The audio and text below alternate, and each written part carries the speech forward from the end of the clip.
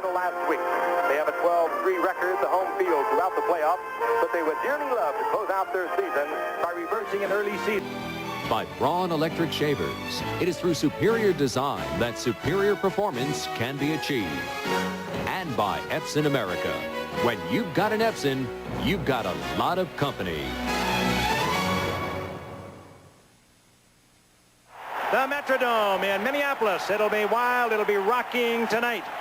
The Chicago Bears are in town. The Chicago Bears have clinched the division of the Central Division of the NFC, and the Minnesota Vikings, of course, have a wild card. Hello again, everyone. We're delighted you are with us for this, our final Monday night telecast of the regular 1988 season, and it should be a good football game. Quite frankly, we thought it would mean a lot more. A little over a week ago, we thought it would be a battle for the divisional title. As one of my former colleagues might say, that did not eventuate. Something called Green Bay got in the way of the Minnesota Vikings, but there is a lot of significance to tonight's game. For the Minnesota Vikings, if you're a player, well, you've got to go out there and play your heart out tonight, because if you lose, you're on your way to Arizona on Wednesday to the warm climate, and then you'll spend your Christmas in Anaheim, California, and you'll play the wild card game against the Rams on a natural surface, and the Vikings play better on an artificial surface. We can assure you of that. And meanwhile, if you're a Chicago Bear, if you can be a trouble team at 12-3, and that's hard to imagine, this is a trouble team. There is internal conflict. There are a lot of injuries involved with this football team. We've talked about them in the past, but it is once again, how would you say, almost like the classic soap opera has developed once again. But somehow, Al, they always seem to overcome this. Frank, we'll detail it as we move along tonight, but nothing seems to derail this team. It's time to pay a lot of tribute to the Chicago Bears, because in this age of parity, this team has now won 5 consecutive Central Division championships. While everybody else rebuilds and retool, they're like a plane that refuels on the fly. Walter Payton retires. Gary Fensick retires. Wilbur Marshall goes to Washington. You know the list of injuries with Otis Wilson. McMahon plays half the year. The head coach has a heart attack in the middle of the season. But it's time for Mike Ditka and for Personnel Director Bill Tobin to take a bow, because they have really built something very special in Chicago. The Bears come in tonight with the best record in the NFL. Tonight's game, win or lose, basically means nothing to Chicago, but obviously, Dan, a whole lot to Minnesota. I think the Viking theme song tonight should be Home for the Holidays. Or Home Sweet Dome, however you want to look at it, Al, and you're exactly right.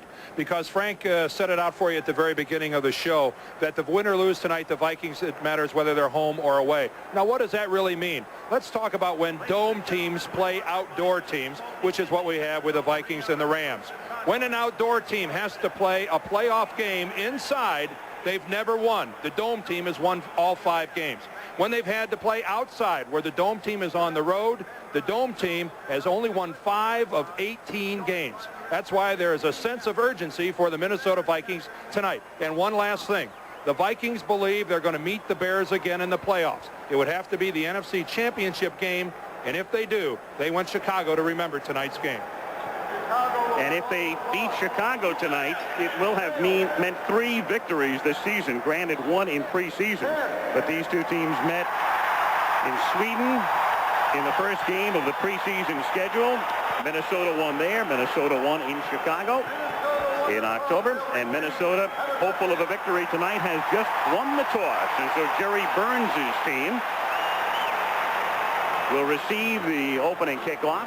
Jerry Burns, and many of you know his story, a longtime assistant coach here, and before that at Green Bay, a man who has 6 Super Bowl rings, 2 years as an assistant under Vince Lombardi, 4 years as an assistant here under Bud Grant. And then he got the head job at the age of 59 3 years ago. Led them into the playoffs last season, and the Vikings were just 1 game away from the Super Bowl. They were beaten at RFK by the Redskins. And this year they'll have to go that same route if they lose tonight, go on the road for 3 to try to get to Miami.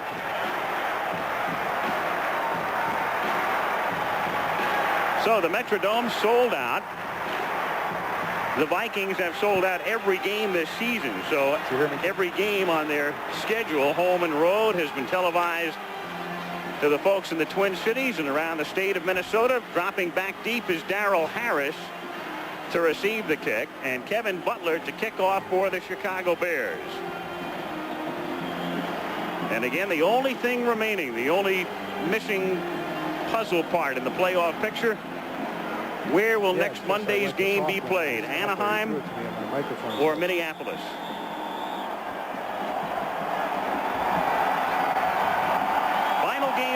regular season underway. Harris at the 4-yard line. And he's taken down at the 21-yard line. He is dropped there by the rookie linebacker Dante Jones, number 53. And so now Wade Wilson, clearly number 1 in the season that began with a quarterback controversy. Would it be Wilson or Tommy Kramer? It's been Wilson since early in the year. And the rest of the offense, Nelson with Anderson, the running backs. Rice and Anderson bring the plays in. You saw the wideouts led by Anthony Carter. Zimmerman will be going to the Pro Bowl, the left tackle number 65. And Randall McDaniel next to him, the rookie out of Arizona State, their number 1 draft pick. Wilson goes to the air on first down, has a lot of time, and then gets back up to the 22-yard line. Everyone covered, and then Wade decides to take off, and he is stopped there by Sean Smith, who is taking the spot of the injured Richard Dent. Dent hurt 3 weeks ago, and chances are he will not be back unless the Bears get as far as the Super Bowl, and they say that's still a possibility that he could return then. Harris, McMichael, Hampton, and Smith, the front 4. Singletary, the man in the middle, he'll be going to the Pro Bowl. And the secondary, Dewerson, going to the Pro Bowl as an alternate.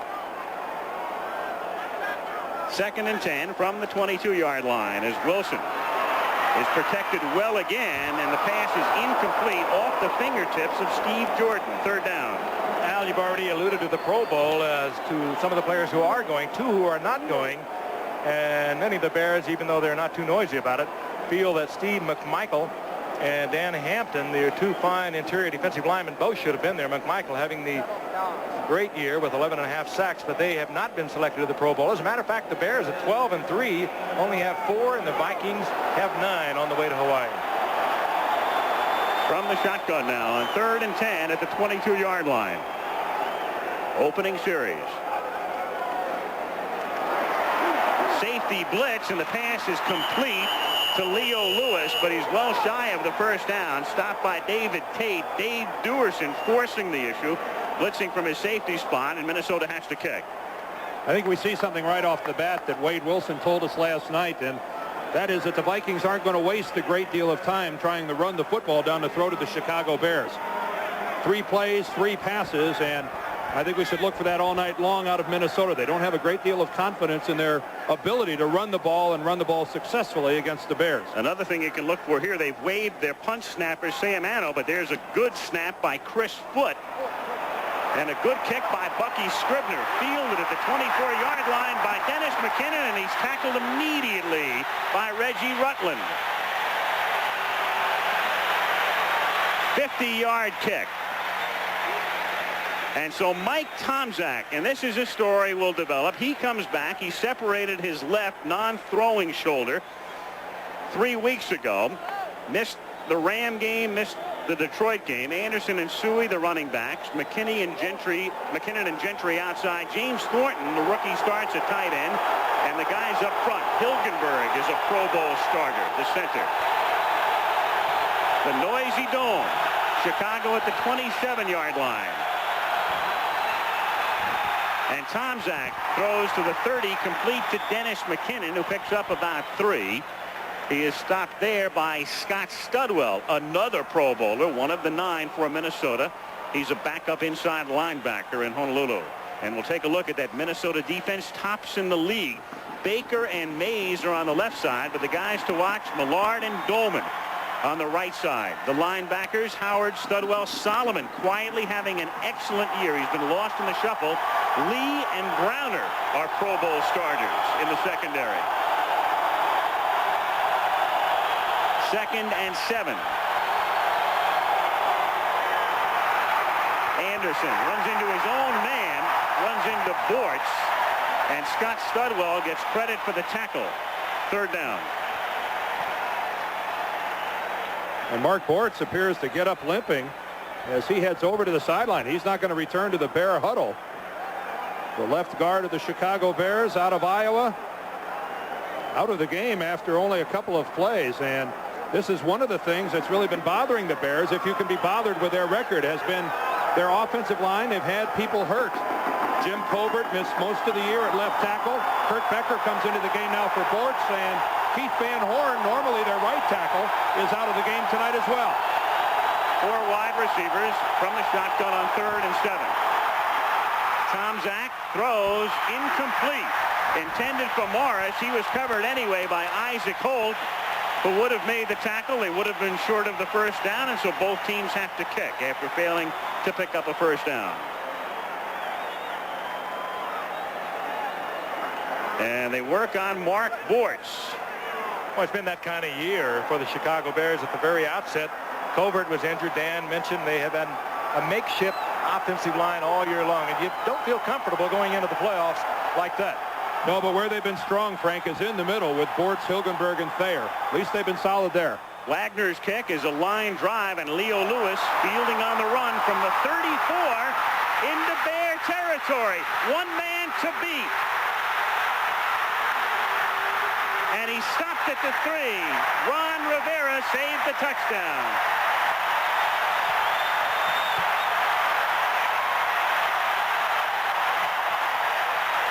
Great effort by Rivera, but Lewis on a short kick, the kind you take in stride. Those are the kind you run back.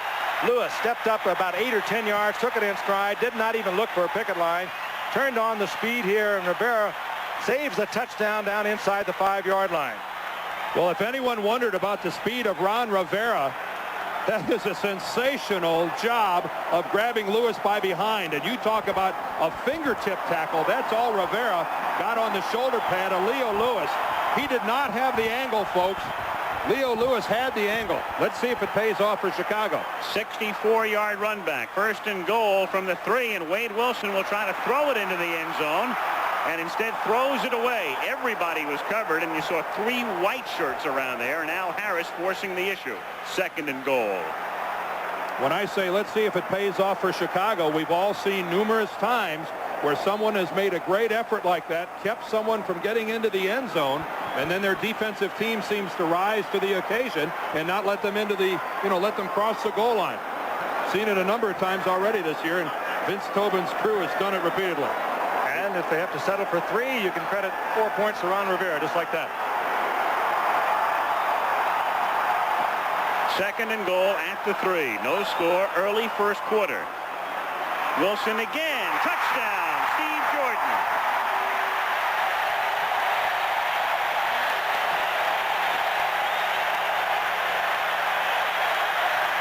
Jordan almost like a wide receiver and got the Bears in a man-for-man situation.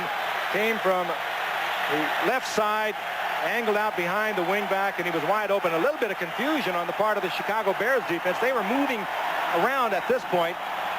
Wilson looks at Jordan all the way, did not take his eyes off him, and Jordan is there. Jordan also on the way to the Pro Bowl. 55 receptions for the tight end of the Vikings. Chuck Nelson for the point after, with Bucky Scribner holding.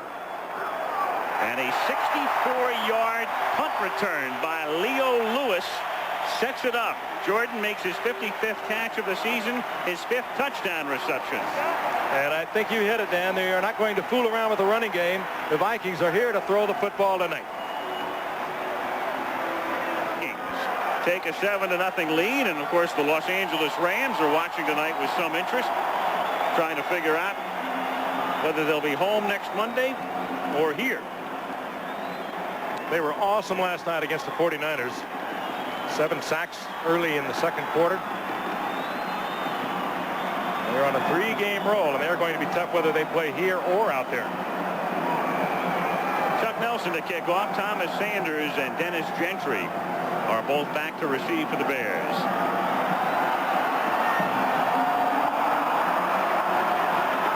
And out of bounds. And they have the option of taking it up at the 35-yard line. Officiating crew tonight led by Dan Dierdorf's favorite official, Ben Dreith. Smiling Ben Dreith. He's just intense, I guess. Misunderstood. One thing about it, Ben never gave you the look like he was inviting you to come over and Ask him how everyone was doing at home. I think it was interesting. He sent you up a picture, Dan, to autograph a smiling Ben Wright. Well, we talked earlier in the season about Ben and how he didn't really spend his life smiling, and you're right, it was kind of cute. I did that. I wouldn't smile either. I wouldn't do it. First down, Chicago from the 35-yard line.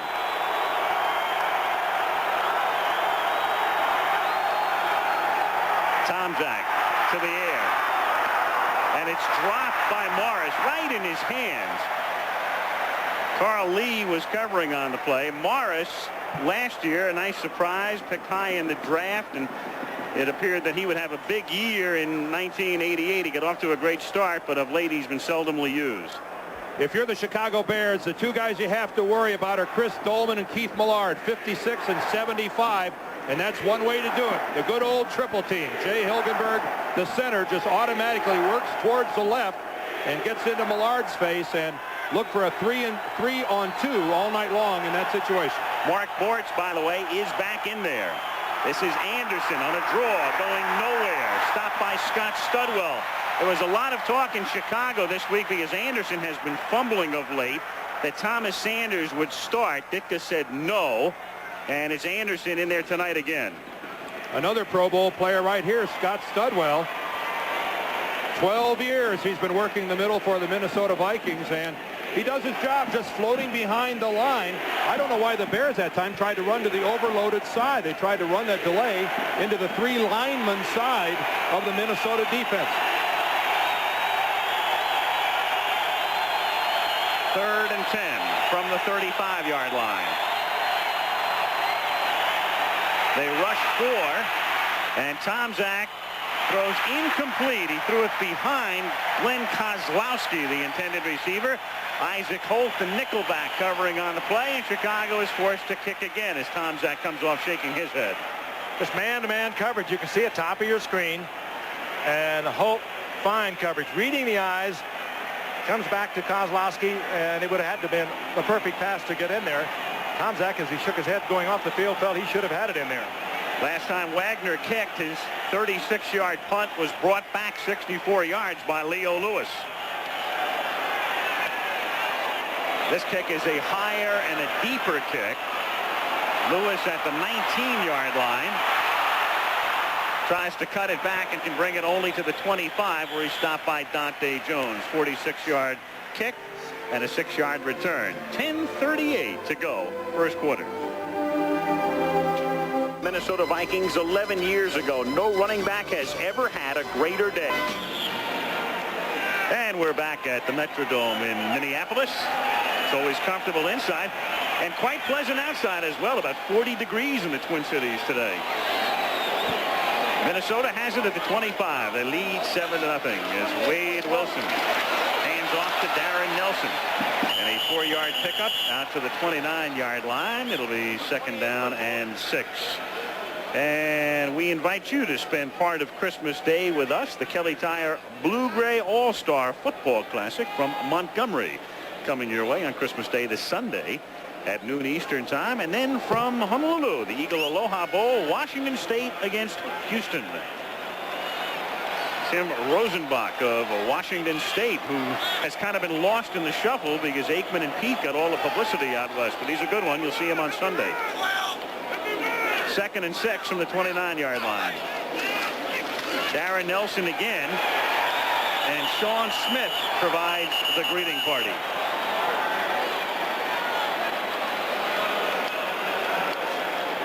Sean Smith, a player who really stepping into almost an impossible situation. Richard Dent was such a colossal part of the Bear defense, and it's almost a situation where no matter how well Smith plays, people are always going to talk about how the Bears come playoff time are going to miss the outside pass rush of Richard Dent. They're two completely different players, but one thing Smith will give them is even more help on the running game.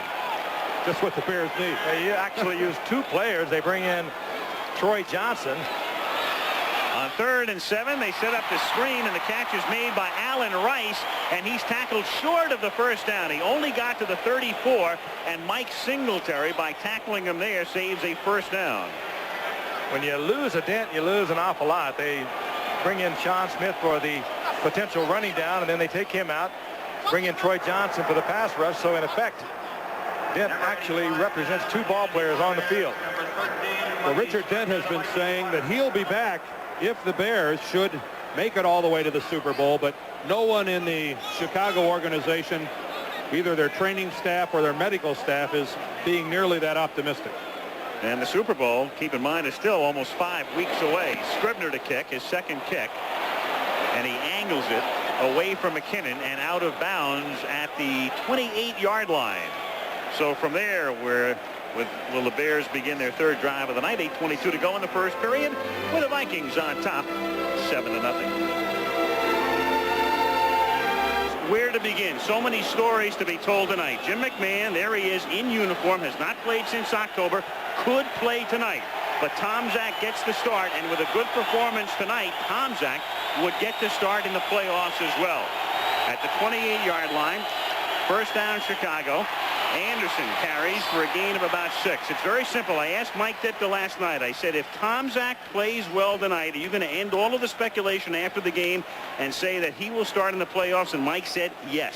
And there was no hesitation whatsoever. And as a matter of fact, we asked Mike Tomczak what Jim thinks about that. And he said, well, you'd have to ask him. You get the impression that, well, that things are a little tense, as well they should be. You've got 2 competitors fighting for one job.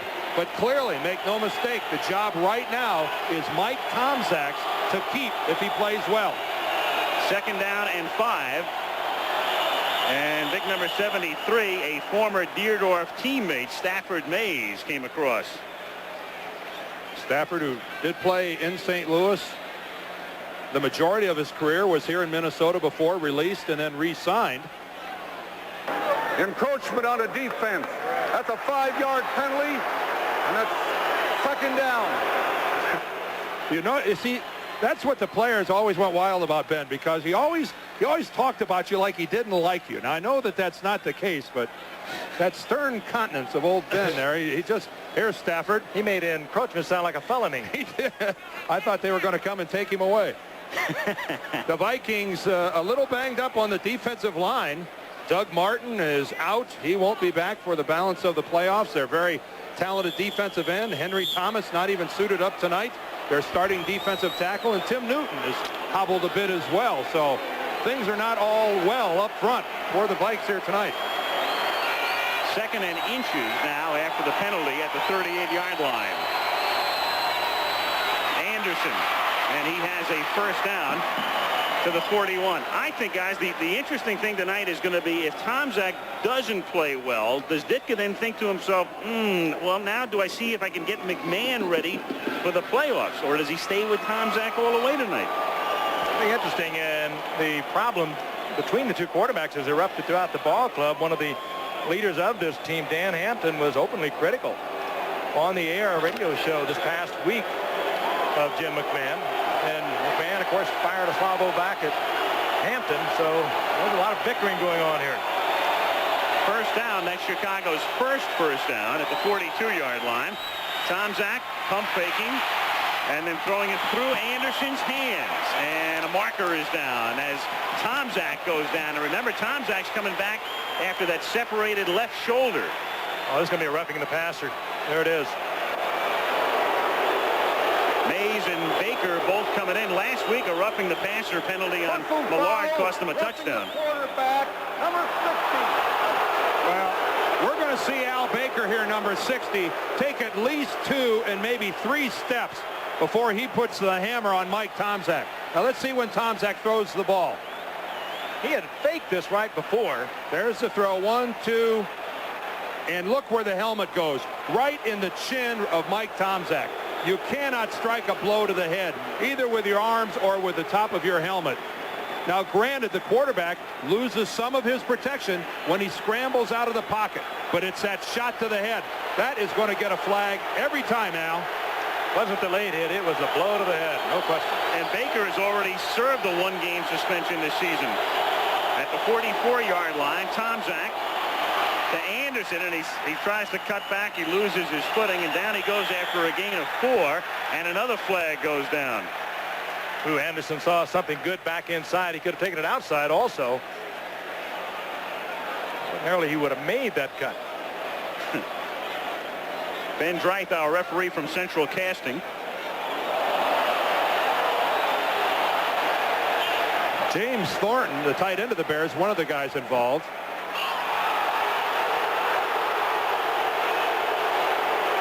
Personal foul, number 47. That's 15, and that's a first down.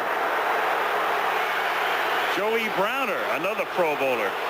And it was Browner who was locked up with James Thornton. Thornton came in to make a block on the run. Let's take a look. There's Thornton, number 80. Now watch, he goes after Browner. Now keep in mind, he's not sure. Ooh, and it's actually Thornton that throws a right cross and hits Browner.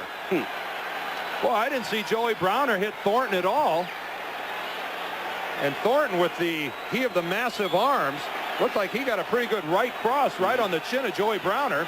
And yet Browner's the guy that gets flagged for 15. As is often the case. 25-yard line, first down. All the time in the world for Tomczak. He hits Anderson, and Anderson picks up about 9, getting to the 17-yard line. Browner and Studwell converge on the tackle with under 6 minutes to go in the quarter. Extra little dimension that Tomczak will give you. Good scrambler out of the pocket. He's got the strong arm. He was trying to go deep, kind of floated out of the pocket, and was able to get the ball to Anderson on the very safe pass that keeps the drive alive. One thing, guys, here in the early going, I think some people questioned would the Chicago Bears really be into this game tonight. I mean, they really don't have anything to gain at all. They're the division champions. They'll be at home for the playoffs. I think they're answering some here early. Their intensity level seems to be up a couple notches. 2nd and 1 from the 17. And Suey carries for a first down as he takes it inside the 15, and he is stopped there by Chris Dolman. I think you touched on it earlier, Dan, and you mentioned it too, Al, that if the Bears lose tonight, it will be the 3rd time around from them. They lost 31-7 in Chicago the last time around. They don't want to lose tonight and then have the potential of playing the Vikings in the NFC Championship, having lost 3 games, counting that preseason game. If these two teams meet, it would have to be in the NFC Championship game. They would not meet in the divisional playoffs because they're in the same division. Big hole for Anderson, but it closes in a hurry as he reaches the 10, and he's knocked back by Joey Browner after a gain of about 4. And Browner is hurt for the moment, just shaken up and holding his shoulder. Having that arm, it looks like it's been well padded, but grimacing to the sidelines. And this is a Pro Bowler, a strong safety for the Vikings, and he appears to be injured. A lot of people consistently talk about Ronnie Lott being the hardest hitting safety in the National Football League. If he is, it's closely contested with Joey Browner. Darrell Fullington, who is a rookie, replaces Browner at 2nd down and 5. And mistiming on the handoff and a fumble at the 11. Minnesota football.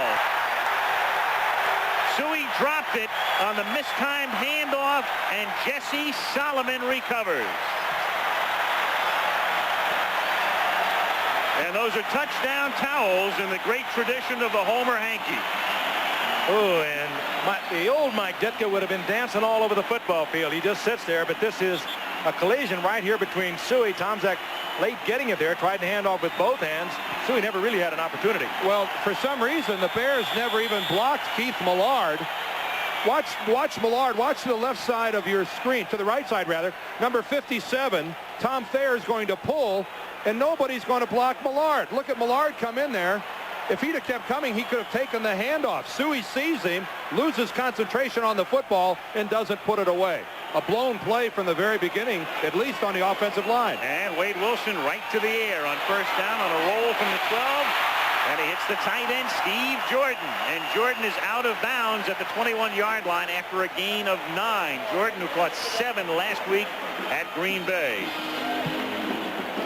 Classic middle linebacker, Singletary, reading the offensive set, sprinting to the sidelines, and covering about 35 yards to get there and take Jordan out of bounds. But what concentration. We've shown you the eyes of Singletary throughout the season and the of the games we have covered the Bears, but no one concentrates like Singletary on his way to another Pro Bowl, the real leader of this defense in every way. Let's see what the Vikings do now with what amounts to this free play on 2nd and 1 from the 21-yard line. And it's a toss to Allen Rice, who turns the corner and goes out of bounds at the 29-yard line. How about that lead block by Darren Nelson? Darren Nelson only 5 feet 9 inches, and what a lead block. Put Rice around the corner. There's a good look at Nelson right there. Let's see if we can get a good look at the lead block on Ron Rivera right there. Look at him put Rivera on the ground, and Allen Rice, the beneficiary of that. And you really wouldn't think of Darren Nelson at 5'9", 184 pounds as being a devastating lead blocker, but it doesn't get any better than that. From the 30, first down, 3:25 to go in the quarter, 7-0 Minnesota. Wilson runs the option play and runs it rather well for 15 yards. Well, I guess it's a luxury you have when you have two good quarterbacks. Wade Wilson running the option. We really have seen it throughout the league this year. Wilson down the line playing the option to pitch or hang on to the football, breaks it back inside. Looks like he's been doing it throughout his career. Well, it really does get a chance to exploit one of the things that Wade Wilson does really well, and that's run the football. But I'll tell you what else it does. That just sends John Robinson and his coaching staff into an extra half hour of meetings this week trying to work up a defense to go against the option. From the 45-yard line, Wilson throws to Rice. Nice move to escape a tackle, and he nearly gets a first down. He picks up 9. Maurice Douglas runs him out of bounds. Pickup of 9. It'll be 2nd and 1 with 2:32 to play in the quarter. Well, a unique primetime special with Brian Boitano and Katarina Witt skating together as you've never seen before. Canvas of Ice coming up next only on the West Coast. Of course, those of you in the Eastern and the Central and Mountain time zones, you've already seen it. I'll tell you, it is a delight. We saw a little bit of it before the teams came out on the field, and we were watching from up here. Two great champions, two great talents. 2nd and 1, another free play. The last time they ran a sweep, and this time they'll take advantage of it. And they pick up a first down as Alfred Anderson, one of their alternating, rotating fullbacks. He and Rice come in with the plays, and Mike Singletary makes the tackle. First down. Yeah, thus far, they've shut off Anthony Carter and Hassan Jones, the two wide receivers who are the dangerous receivers for the Vikings, but Wade Wilson has picked up the coverage on them and quickly gone to Steve Jordan for key plays and also to his backs coming out of the backfield. Good read on the part of Wade Wilson. Vikings going up against the league's #2 defense in Chicago. Of course, the Minnesota defense is #1 from the 33-yard line. Wilson going for it all and too far. Intended for Carter, covered well by Vesti Jackson. Covered magnificently by Vesti Jackson. If you're the cornerback, you're going to give that guy the outside, but what you have to do is remain close. You can't allow a separation. Watch Jackson and how he never gets more than a foot away from Anthony Carter. He doesn't give Carter any room at all to maneuver back to the football, to free his arms, to extend towards the football. Just absolutely perfect coverage by Vesti Jackson. That could be in the handbook to defensive back coverage. And Jackson, one of those, quietly having a very good season. 2nd and 10 from the 34-yard line. And everybody was on the same page, but Wilson and Loudermilk.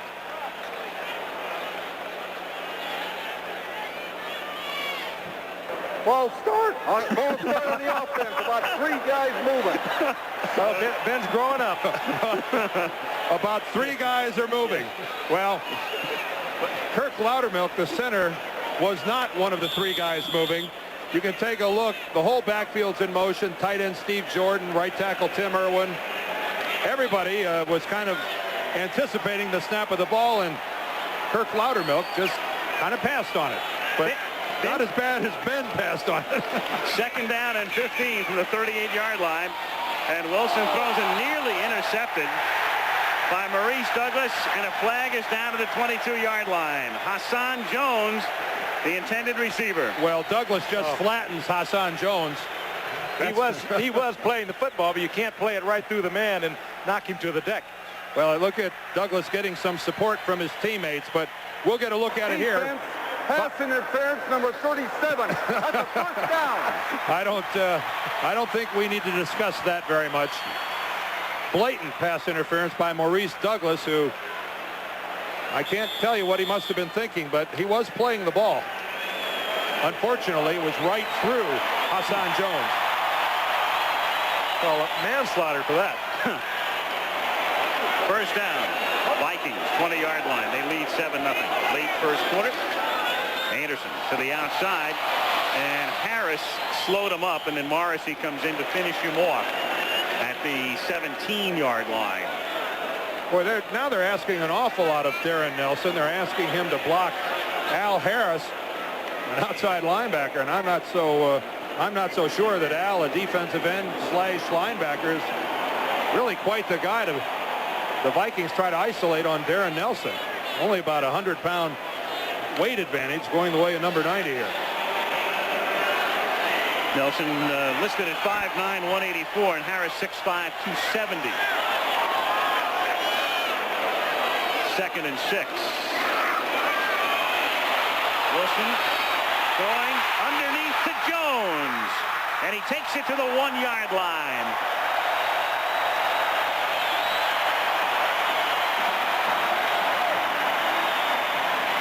And a good read by Wade Wilson. He looked quickly to his Pro Bowl tight end Steve Jordan. He was covered well, and then opening underneath was Hassan Jones. Watch how far Hassan Jones goes. He comes all the way over here, around, back underneath where he gets the football. And this movement confuses the Chicago Bears. Look at them change their coverage. Now the break back to the inside underneath the zone. And Wilson, buying himself a little extra time, finds the guy he was looking for all along. And that will end the first quarter. It'll be 1st and goal when we start the second period. 7-0 Minnesota will return to the Metrodome in Minneapolis after this message and a word from your local station. Minneapolis, Al Michaels, Frank Gifford, Dan Dierdorf. 7-0 Vikings, 1st and goal. Vikings at the Chicago 1 as we start the second quarter.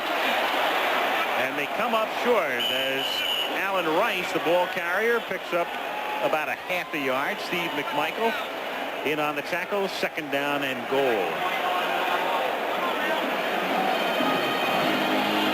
Coming into the game, Chicago with a number 2 defense. That's in terms of yardage allowed, but they were number 1 in the league in fewest points allowed. Only 187 in 15 weeks. On the verge of giving up 14 here. No way there. Nope. Wilson on a sneak, and that doesn't net it, so it's 3rd down and goal. Vikings were next best at giving up points at 206. 2 tough defensive teams, and this is a tough coach right here. He's been around. He's seen it all. Tutored under Vince Lombardi back in 66 and 67. Was here through the Bud Grant era. Was overlooked when they hired Les Steckel. They brought Grant back for a year, and they finally hired him 3 years ago and had him in the playoffs a year ago and got him there again this year. 3rd and goal, reminiscent last year. Remember, Chicago made a tremendous goal line stand, and Minnesota lost the game. But not this time. They get it in. Alfred Anderson. And you notice how the Vikings, when they're down on the goal line, make no bones about it. They're going to go left. They'd like to work behind Gary Zimmerman, their all-pro left tackle, and their number 1 draft choice, Randall McDaniel, at left guard. That's exactly where they go. Some offensive talent they took out of the USFL. Gary Zimmerman and Anthony Carter. And you're exactly right, over the left side. Big number 65, all 290 pounds of him, blowing him out of there. And with the underrated and up-and-coming center Loudermilk, it makes for a nice threesome on the offensive line for Minnesota, as Nelson's extra point is perfect. And the Vikings go 88 yards in a dozen plays. And with 13:45 to go in the half, Minnesota leads the Bears 14-0.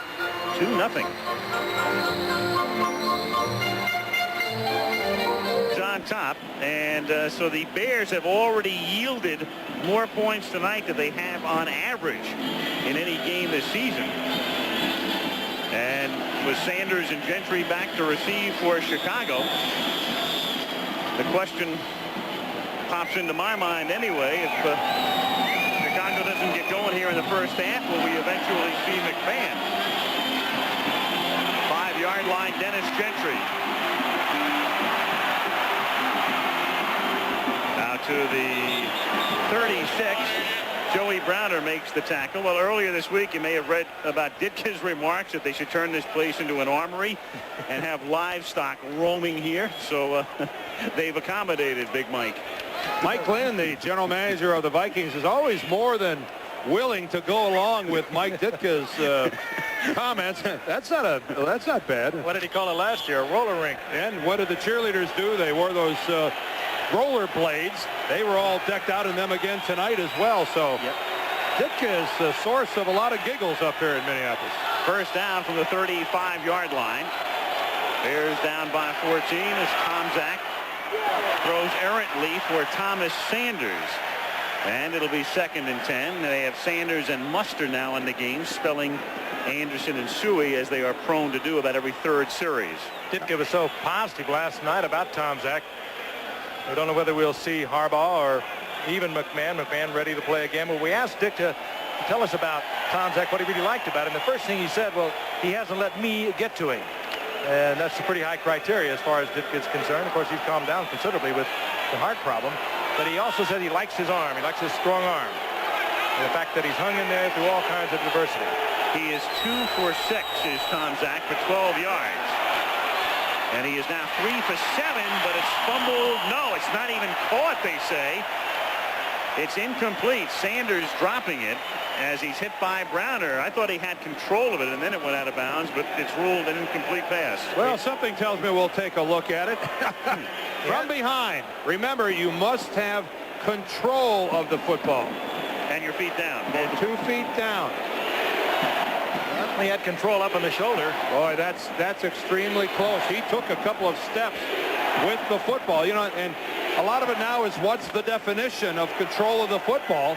You know, more and more guys, we're seeing it where they want to see you bring it down and put it away. Than keeping it up there on a shoulder pad, and we're going to have it looked at. Well, we're going to have a timeout is what Tomczak wants here. I wonder. Well, he takes a timeout as he looked over the defense on 3rd and 10, and we've got 13:23 to go in the first half. It's been all Minnesota.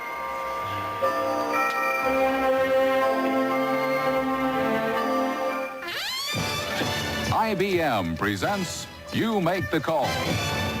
Randy Wright of the Packers.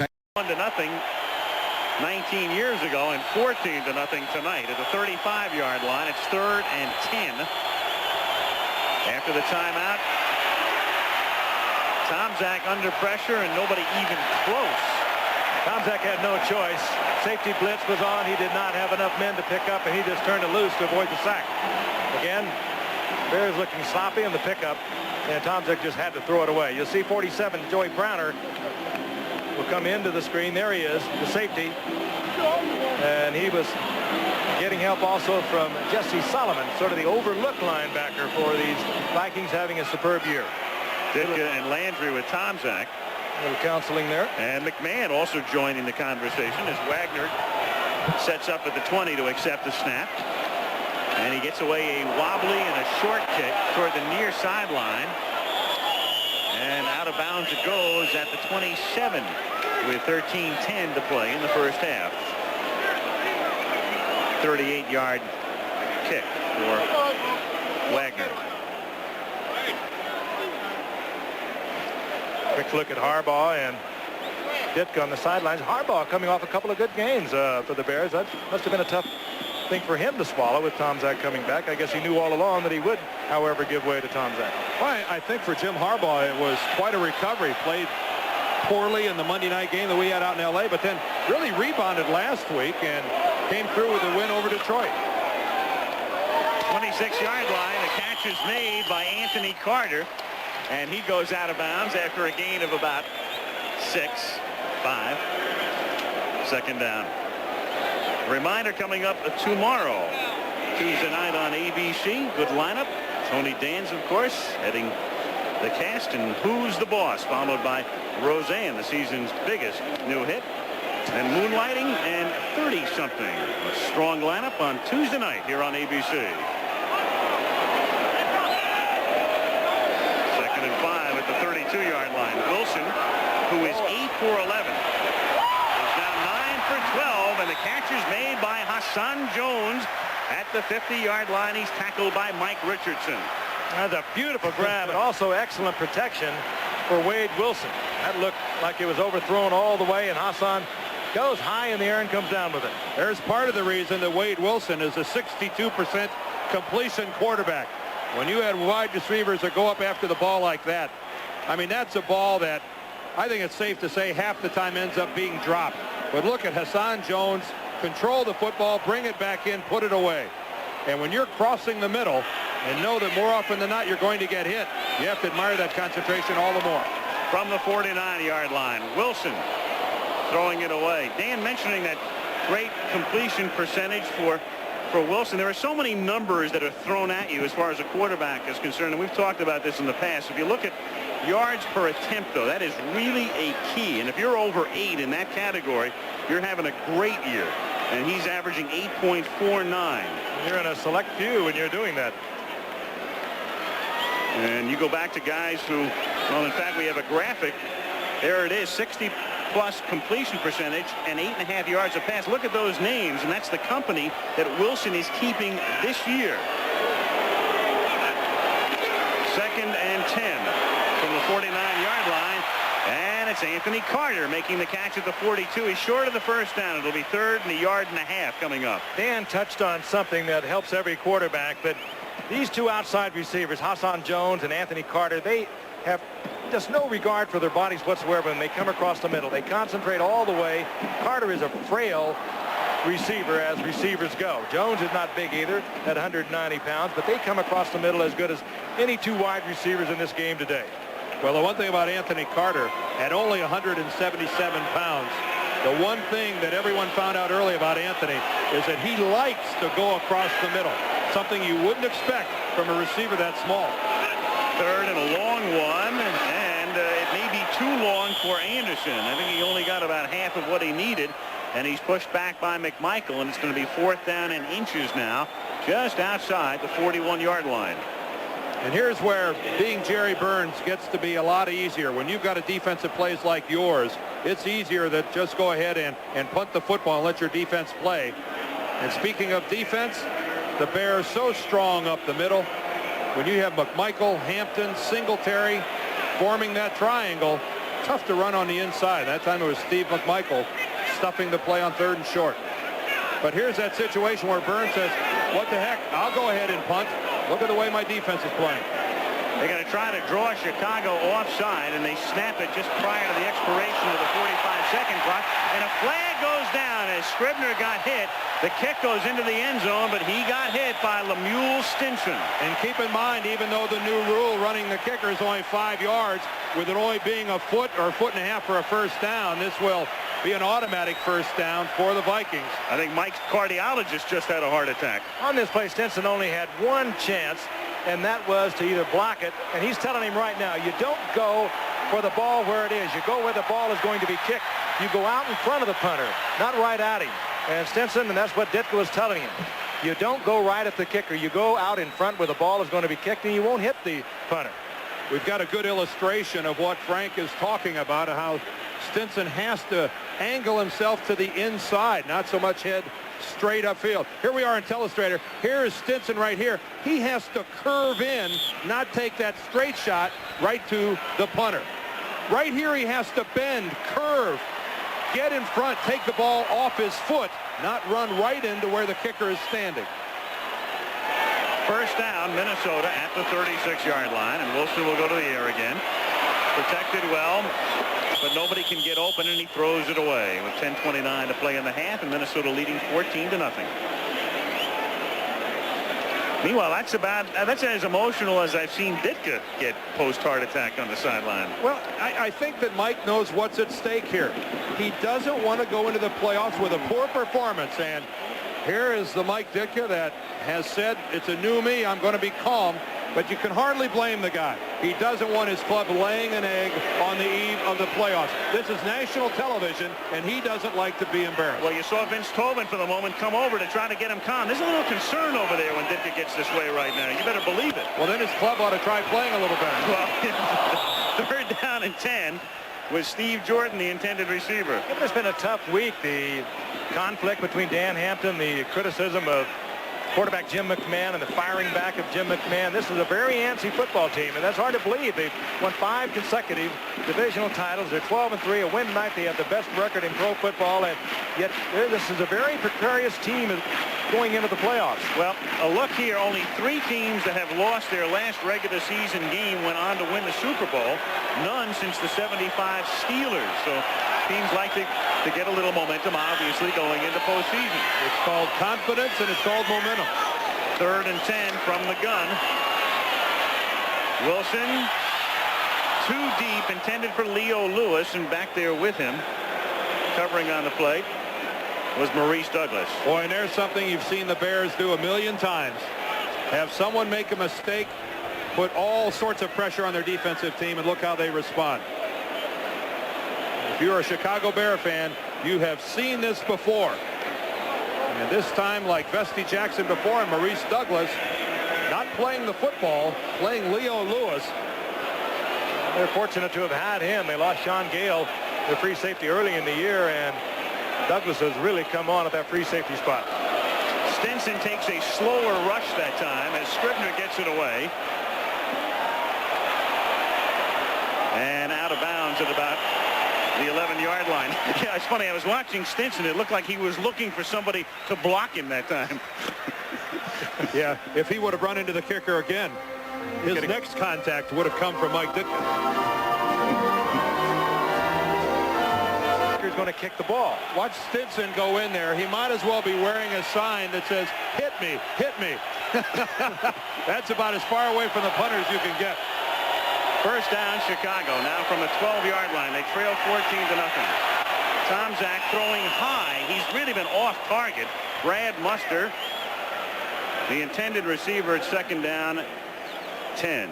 And let's take a look at the Chicago possessions. And again, the quarterback job, the way it appears right now in Chicago, is Tomczak's to lose. But here it is tonight. 3 and out.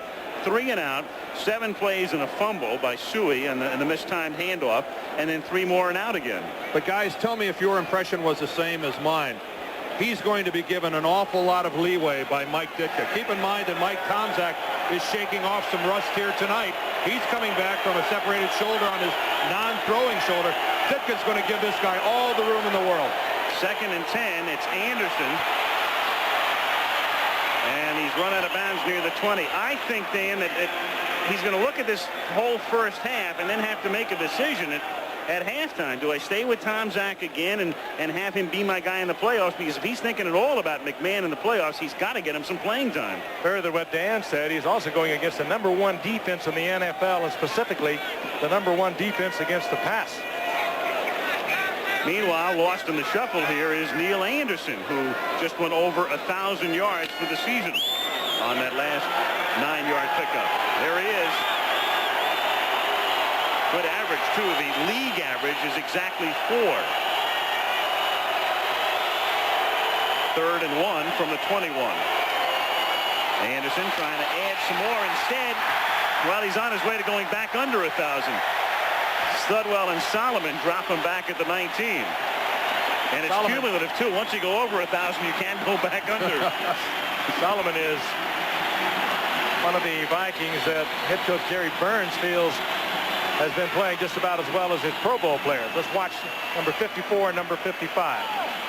Solomon turns it inside, and Studwell, the classic middle linebacker, down along the line of scrimmage. You keep your blockers off him, and you make the tackle anywhere from tackle to tackle. Brian Wagner to punt again. Long but a very low kick, and Leo Lewis can run it back from the 33. but not very far. He's tackled up at the 39-yard line. He's stopped there by Troy Johnson. So Chicago can't move again. Vikings get it back. 9:06 to go in the first half in the Twin Cities.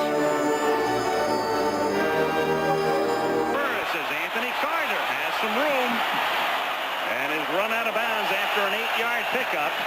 Crowd wants a late hit and they won't get one. Maurice Douglas making the stop.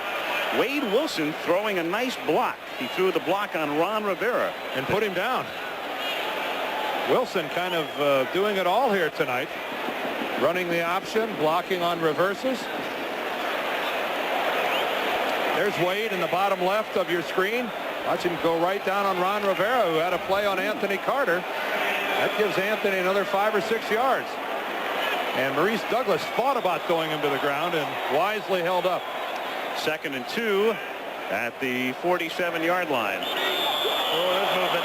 Terry Tausch, the right guard, came up out of his stance, and that'll be a quick 5. Ball starts on number 66. That's 5 yards. 2nd down. You always got to keep your eye on Ben, don't you? There is Bortz. They're saying that he has a bruised right thigh, and it's questionable whether he'll return. And again, the advantage of being the division champion, you get a week off. The Bears don't have to play for 2 weeks.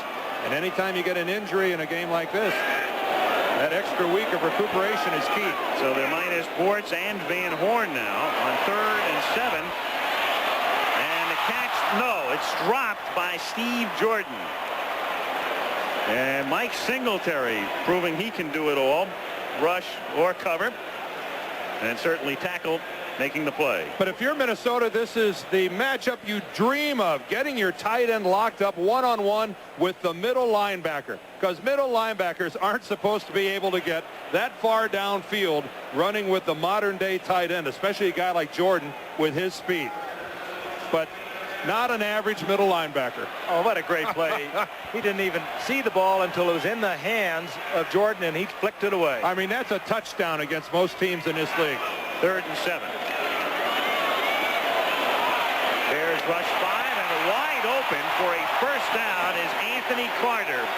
Boy, did he find the open spot. Vesti Jackson makes the tackle.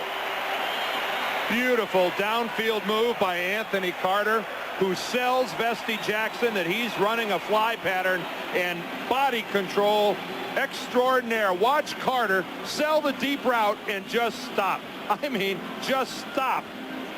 He could have sold him anything. He sold him an out, he sold him a fly, and he just stopped, and Jackson had no clue where he was. Frank, how can a guy be running downfield full speed and stop in one step? I mean, he stops in one step, one stride. At the 44-yard line.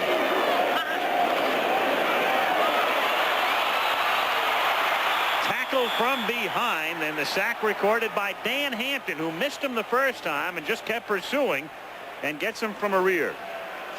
He may not be going to the Pro Bowl, but Dan Hampton and Steve McMichael have been playing Pro Bowl football all year long. This is Dan Hampton. He's going to get blocked here, but watch him loop all the way around. This is what you call a hustle sack.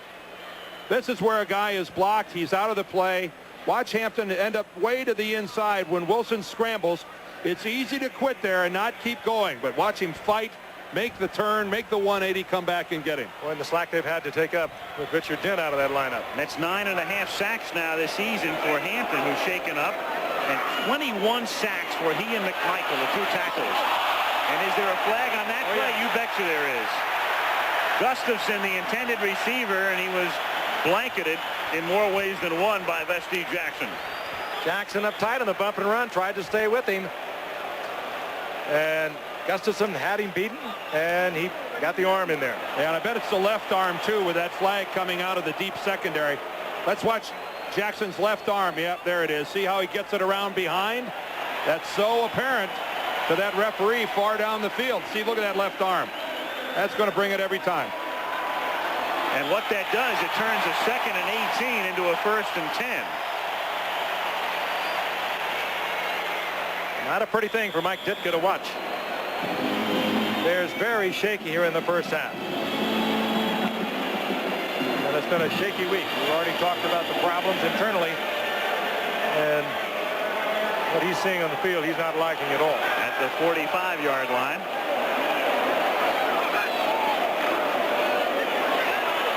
Handoff to D.J. Dozier, and Dozier is out of bounds at about the 46-yard line.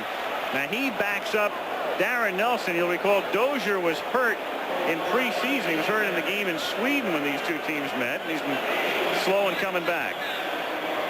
The whole counter motion is to get this guy trapped to the one side. You saw Mike Singletary take the step, but then he beats the blocker, and this is, again, nothing more than just extraordinary hustle by Mike Singletary. The counter motion, the fake one direction, is to freeze this guy. Keep him out of the play. They can't do it. 2nd and 11, Minnesota at the 46. Vikings lead 14-0. 7:27 to go in the half.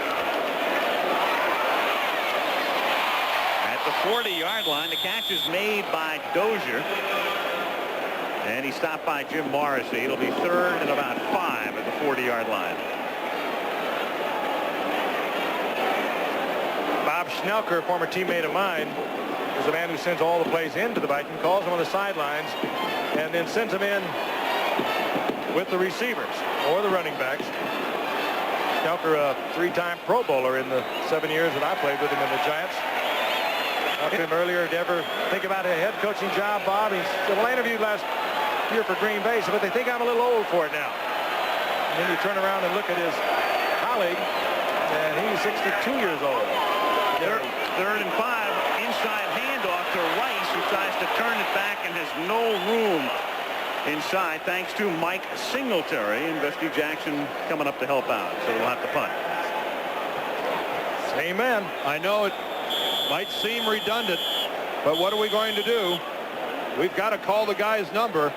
He actually gets blocked into the play by Leo Lewis, and we still have a Chicago Bear down on the field. It's Mike Singletary that hasn't yet gotten to his feet.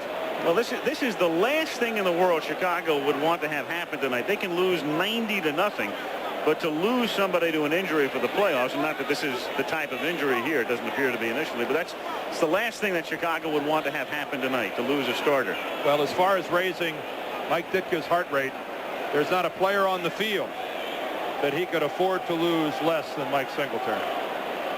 Singletary took a shot from Dozier, but he also got hit by his own man coming in late on the tackle. And when you're always relieved is when the man gets up and he's not limping. He can take most anything in this game. With the ankles and the knees. I think we'll see more of Mike Singletary tonight. 4th down and 5 as Scribner comes in to kick. And McKinnon drops back deep. The Bears need a spark, Al. Frank, they need a spark, a big play, something from somewhere. Maybe a Stinson blocked kick. No, he didn't go very far that time either. And the ball is down at about the 9-yard line.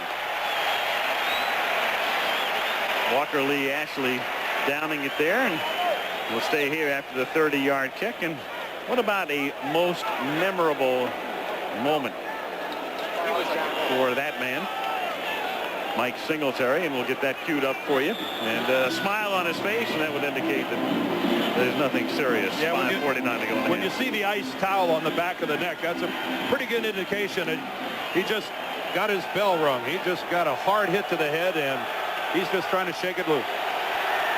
Bears now from their 9, trailing 14-0. Anderson picks up close to 7. He is stopped at about the 16-yard line by Al Baker and John Harris, a couple of guys with a lot of mileage. Baker in his 11th year and Harris in his 11th. Frank, one of the things about the Bears and them not having an urgency to win this game is that they're not forced to come out of their game plan and go crazy throwing the football every down. I think you're right. They'll stay right with it. Mike Ditka would like to see something happen before the half, something positive. They have been stumbling all over the field throughout the first half. He'd like to see them get something going, and they won't leave their game plan whatsoever. 2nd and a long 2 from the 16, and it's Anderson fumbling, at the 19-yard line, and that's been the problem with Anderson. Minnesota recovers. Scott Studwell. That's the 8th time this season, and 2 of them have been critical fumbles in the last couple of games. And Ditka was very critical this past week of Anderson about his concentration. And you have to feel for Neil Anderson, because coming into tonight's game, you know, he said, please, if there's one thing that happens tonight, don't let me fumble the football. And there's John Harris just waiting for him in the hole. And boy, it wasn't much of a hit, was it, guys?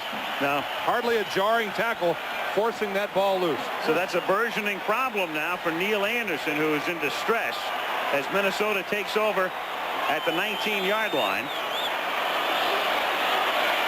And the catch is made by Alfred Anderson for the touchdown. Gets them when they're down, and Wade Wilson comes right back firing after that fumble and the fumble recovery. Mike Ditka, in all of his playing days, he only fumbled 9 times. We talked to him last night about it. He said, I only remember fumbling 1 time, and I can remember Papa Bear Hallis running down the sidelines. He went to grab me by the back of the neck. As I watch this, fellas, 2 things come to mind. 1, how poorly this is being received in Los Angeles. And number 2, how everyone in a purple jersey and everyone in this stadium is thinking, what if we would have beaten the Packers last week? What if? This could have been the game for the Central Division title. Chuck Nelson to the point after. And so one Anderson fumbles and the other Anderson takes it in. No relation. What ifs, would haves, and could haves. Yep. Well, we talk about memorable moments. Wade Wilson having a few more tonight, and we asked him to recount his most memorable moment. Here's what he said. My most memorable moment in football had to be back in 1985. I had an opportunity to start against the Philadelphia Eagles and was taken out. We were down 23-0, and I got put back in the game with 8 minutes to go and threw 3 touchdowns, and we ended up beating Philadelphia 28-23. I guess the thing you feel good about Wade Wilson is that this is his ball club now. He's no longer just the guy that fills in when Tommy Kramer is injured or can't make it or doesn't play well in the first half, like he said there in his most memorable moment, that he has to come in and sub. Wade Wilson is the guy now that leads the Minnesota Vikings, and when you see the kind of year he's had so far this year and you see the way he's playing tonight, Frank, no wonder. This guy's solid top to bottom. He was the starter when he was injured, missed a couple of games. Kramer came in and played well. He was the quarterback of record against the Bears in that 31-7 loss, and then after missing a couple of games, Wade Wilson came back, and they have a kind of a policy here. I was talking to Bob Schnelker about it earlier. You never lose your job with an injury, and Wade Wilson came back after a shoulder injury, and Tommy Kramer, there he is right now, went to the bench, never complained, never griped about it, and it's paid off for the Vikings. And a big year, the NFC's leading passer, Wade Wilson, on the way to the Pro Bowl. Well, you can't have enough good quarterbacks, and this tandem, Wilson and Kramer, they fit together very well here in Minneapolis. At the 15-yard line, Dennis Gentry returns it out to the 36. Bears will begin from there with 4:48 to play in a first half dominated by the Vikings on both sides of the ball. They lead 21-0. I'll tell you, this is getting serious for the Bears. I guess they still need a big play.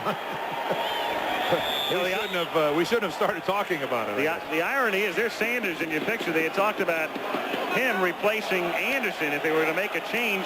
The oddity is Sanders has the second highest fumble rate in the league. Yeah, well, you notice it's Matt Suey in the ball game now as the sole running back in this set.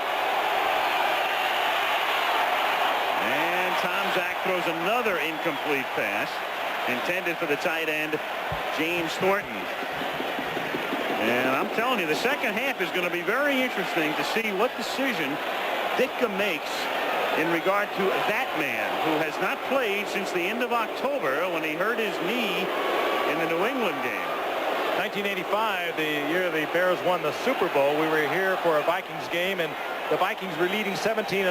We had been told prior to the game that this man, Jim McMahon, was only an absolute drastic quarterback. He was in case everybody went down.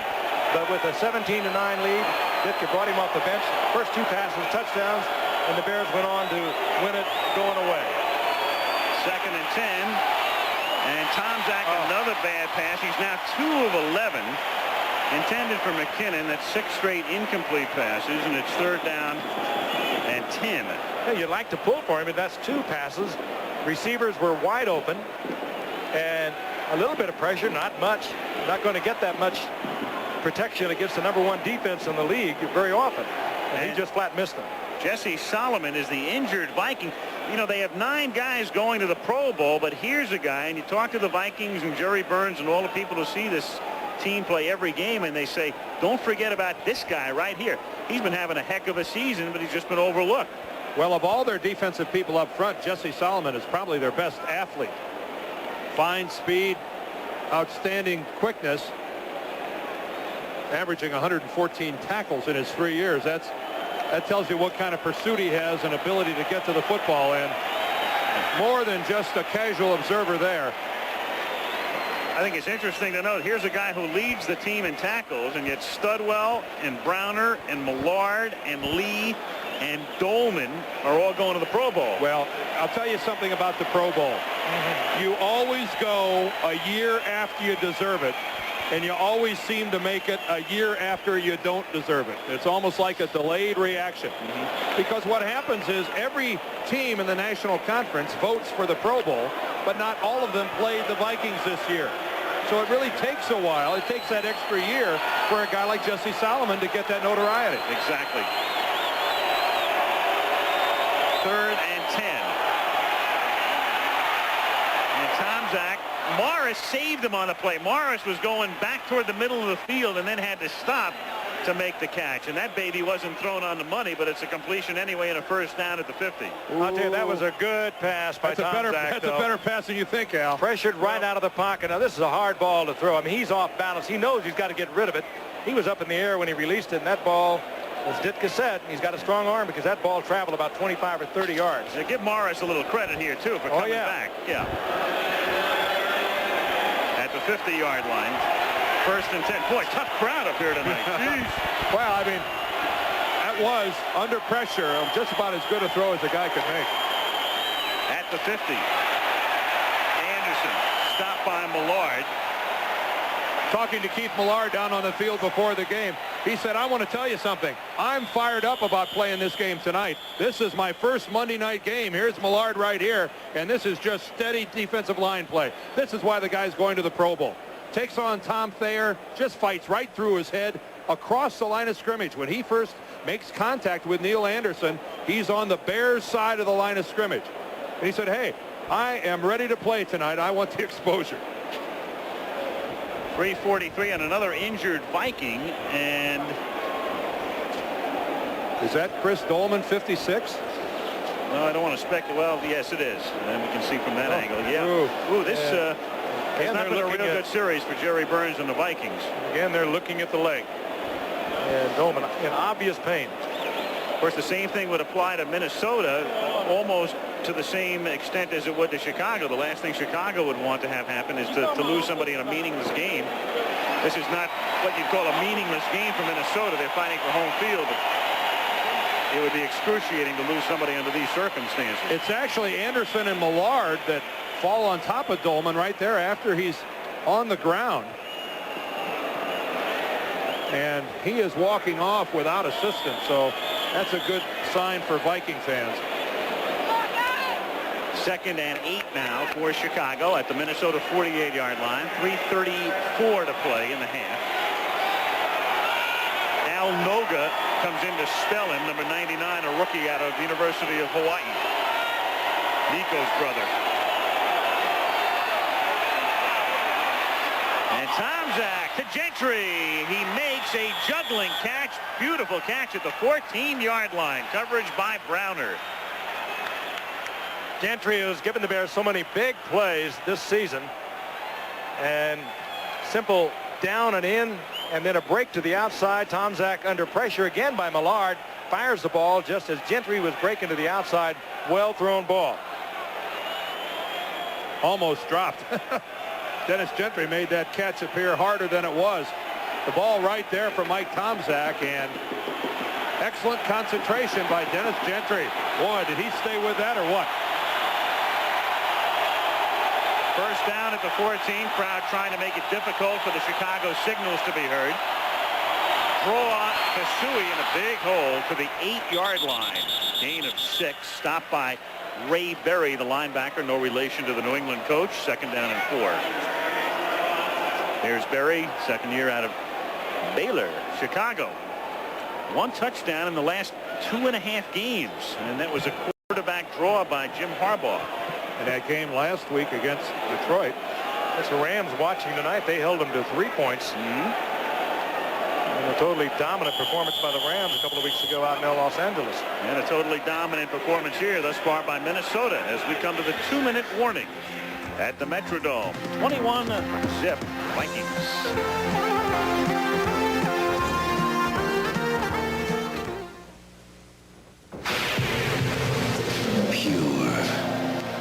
Genuine, never heat pasteurized.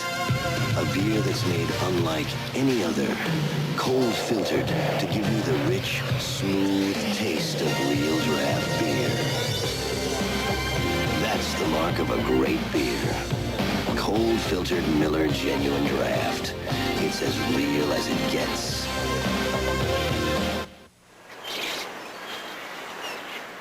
You know, some things in life are as inevitable as the tide. I always thought there really wasn't anything I could do about my hair loss until I talked to my doctor. He diagnosed my problem. We talked about the treatment options.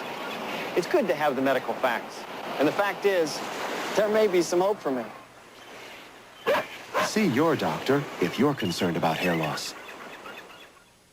Dear Rayovac, I've had a battery-operated back scratcher in the drawer for years and years. We had 2 Rayovac batteries in it. I turned it on, and lo and behold, they were still good. We were really surprised, and so was everyone else. No one believed it until we showed them that they still worked. How's that for good batteries? Sincerely, Mrs. Margaret Bronert, Cincinnati, Ohio. Rayovac. Batteries that turn people on. Rodney Peete leads the USC Trojans against Michigan in the 75th Rose Bowl game. College football's grandest tradition comes to ABC Sports January 2nd.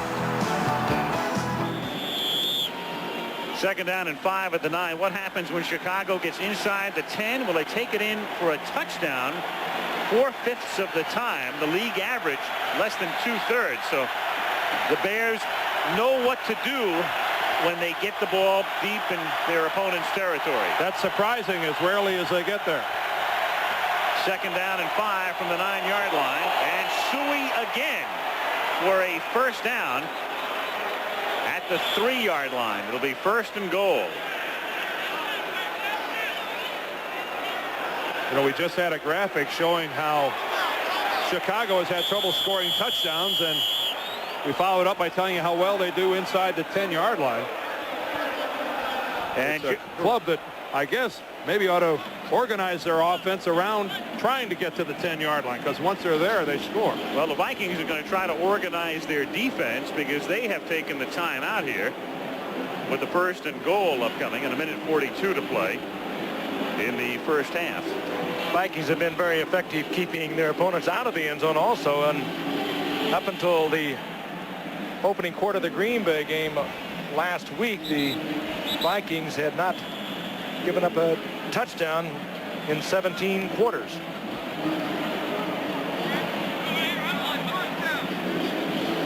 So had a good drive for Tomczak. A couple of well-thrown balls, particularly the one to Gentry, chased out of the pocket.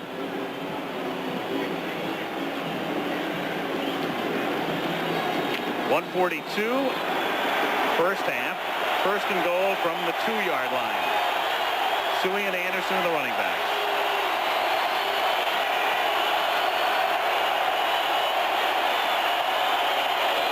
Anderson stopped at the 3-yard line. Was he ever cradling the ball? And it's Carl Lee who comes up from the corner, the Pro Bowl cornerback, who makes the hit. He was squeezing the core out of that ball, covering up with both hands. That's what you should do particularly when you get down in close and you run inside trying to bring it back against the grain. You've got to cover it up. When you're in that I formation like the Bears were last time, it's really up to the linebackers to flow and to take that pitch. That time Minnesota was all over it. Second and goal. Anderson again. Studwell makes the tackle. Ditka calls timeout. Ditka's also doing another thing here with Anderson by putting him in after the fumble and after the problems that he's had. He's basically saying, hey man, you're my guy. I still have the confidence in you. Now, nobody is for Anderson more than Mike Ditka, but there's nothing that frustrates somebody like a Mike Ditka more than a fumble, and they have had a rash of them, and Anderson over the last 3 games has fumbled the ball in critical situations. The Bears were on a drive inside the 20-yard line when it was turned over by Anderson a short while ago. So they go all the way in and then get this one in. You're talking about being only down by 7. Tells me that it's going to take something a little more imaginative, though, by Chicago offensively than just getting in the I formation and trying to slam it at Minnesota.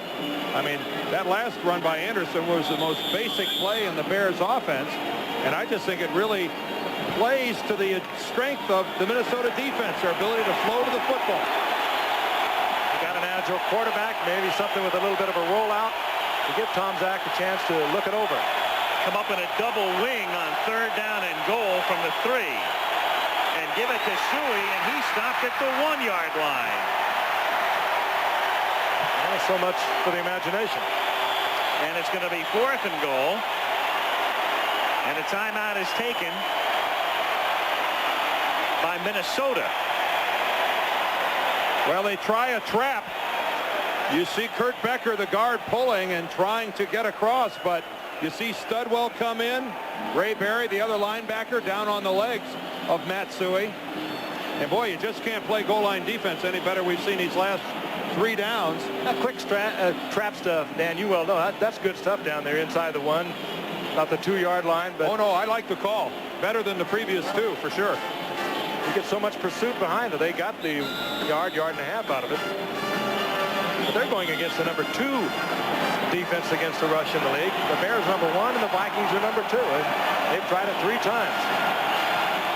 So it's 4th down and goal. 47 seconds to go in the half. 21-0 Minnesota. I think the crowd will tell them whether they get in or not here. Yep.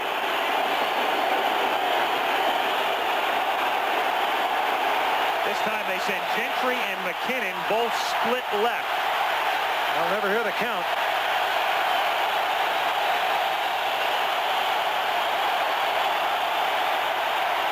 Uh-oh. This could go on for a while, too. Just ask Whitey Herzog. That's right. You've been here before, haven't you? A couple of times. House of Din. The acoustics are unbelievable. Even before the game, we were down on the field, and it is unbelievably loud down there. It seems to come focus wherever you stand. And it'll come to another crescendo as soon as Tomczak gets behind the center once again. And that's how you win ball games, isn't it? 2 touchdowns, 22 quarters. That's the mathematics on that. That's 5.5 games. 2 touchdowns allowed. Dan was talking about the differential of dome teams and natural surface teams and playoff victories. Maybe this is a part of the scenario. Now look at this. They're going to send in Butler, and Ditka's asking the crowd to lay it on. And Mike, I think what Mike is saying, hey, if you're not going to let us call the signals, we'll just send in the field goal unit here. But I tell you what he's done. He just made a last-minute substitution, running in his field goal team, trying to get 3 points. How about this? Yeah, well, it's almost as if, and he's telling the crowd, hey, look, you're going to keep it up fine. We'll just go for 3 here with Butler. And they get it. It's like somebody flipped the switch. From silence to booing. It's almost like Ditka said, all right, I'll concede. You're going to make so much noise, I won't be able to run a playoff. Exactly. That's the point I was making, as he was saying to the crowd here, all right, if you're going to be this way, Well, that's. I think he's being a little facetious with that reaction. Yeah, I watched him walk away, and he said, "Come on, crowd, let's hear it. Let's hear it, guys." I realize that you don't like it up here, Mike, but I don't know that I would necessarily let the crowd dictate my decisions. If I had made up my mind that I was going to go for the touchdown. Right. The crowd may have saved 4 points for Minnesota. I think that's called being 12-3, home field advantage, even down 21-0. Well, again, serious problems. If the man is anything, he's unpredictable. Yep. He's fascinating, too. One of the great characters in sports today. And isn't he fun in the unpredictability of it? Yep. Very refreshing in every way. He's great. What you see is what you get with him. All right, now let me throw this out on the table. How was that decision received in Los Angeles?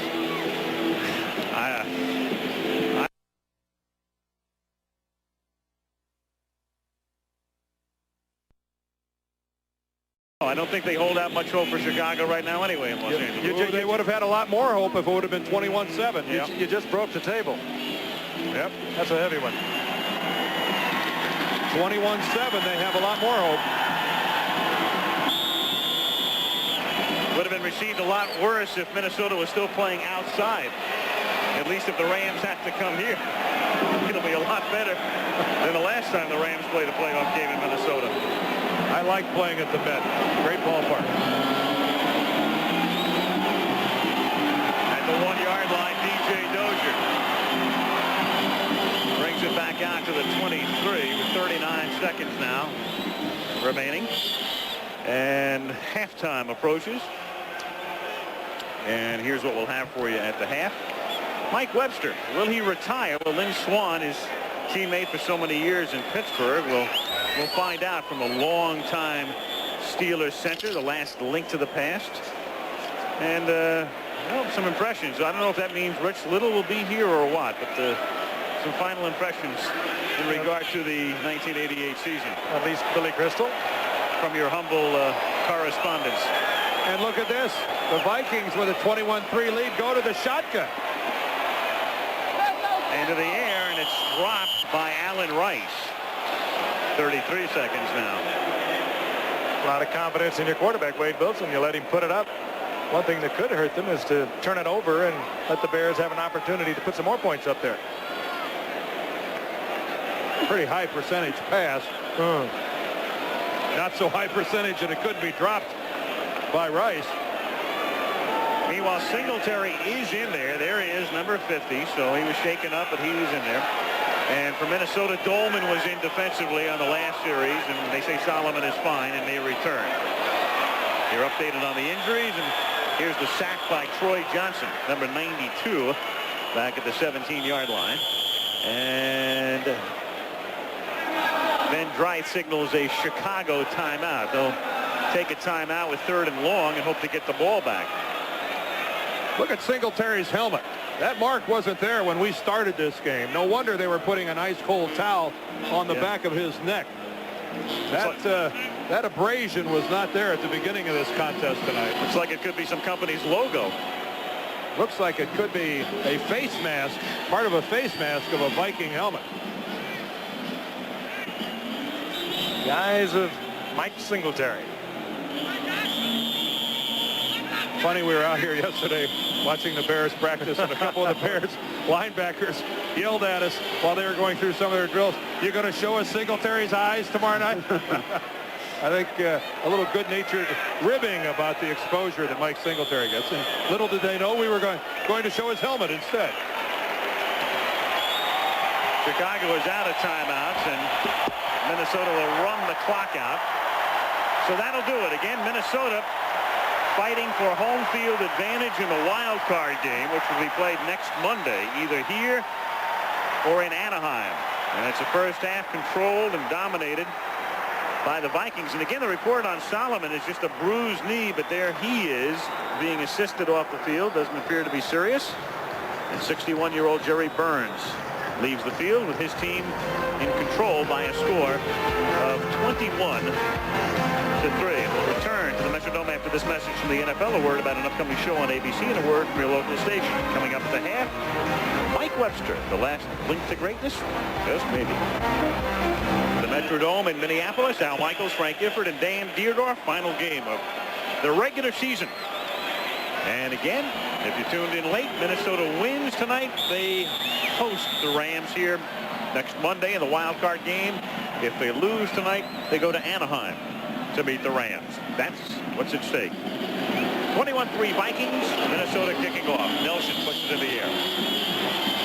And the third quarter begins with a run back by Gentry and a flag at the 24-yard line. And we'll get the call from Ben Dreis. Going against Chicago, so they'll be pinned deep in their own territory to start the second half, and it's still Tomczak. 10 yards and it's first down. That's Mickey Pruitt. And so Mike Ditka, who has a choice here, and again, we talked about this in regard to, and you'll see the clip coming up, whether he'd stay with Tomczak or go with McMahon. Here's the clip. And that puts them back at the 11-yard line, and McMahon, and this is a very interesting situation, on the sideline at the 11. First and 10.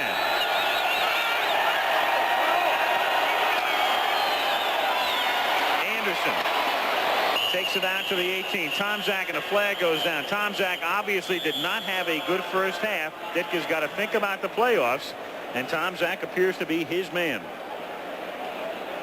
4 of 13 yards, or 4 of 13 rather, for 60 yards. Missed receivers that were open. This is a statement by Ditka, I believe. Yep. Keep in mind, though, that Tomczak played a lot better. Defense offside. They're going to take the penalty. That's 5 yards, and it's first down. In the second quarter, towards the end of the second quarter, in the one drive that resulted in a Chicago field goal, Mike Tomczak really played well. So I'm sure that that's something Mike Ditka talked to Tomczak about at halftime. Said, hey, I know you had a shaky start. You were all over the place, but you looked like you settled down. Just keep that same kind of flow going here in the second half. It'll be interesting to see if he can. First and 5 from the 16. Anderson.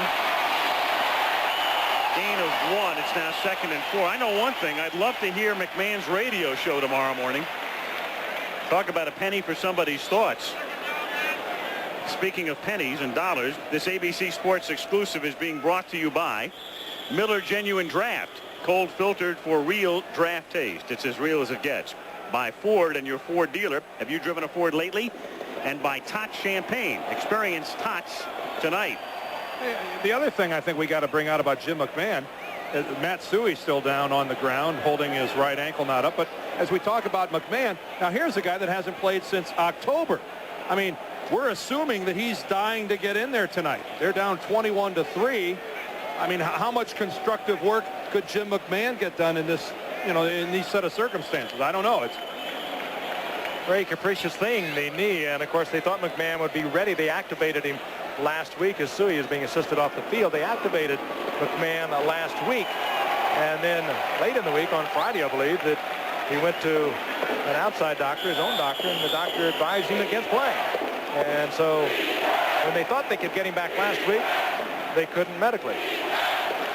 Second and 4 on the subject of knees. The report on Jesse Solomon, the Minnesota linebacker, sprained right knee. They've immobilized it. He will not be back. But they don't think it's serious. That's the report from the Minnesota dressing room. Second down and 4. And the catch is made by Dennis McKinnon at the 24-yard line, and enough for a first down. Reggie Rutland with the coverage on the play. And that was a good throw by Mike Tomczak. Keeping the ball low, keeping it down away, because Rutland really had good coverage on McKinnon, and that was just the touch on the ball he needed to get the first down. Meanwhile, Minnesota and their defensive line, they are just about out of people. They are getting awful thin.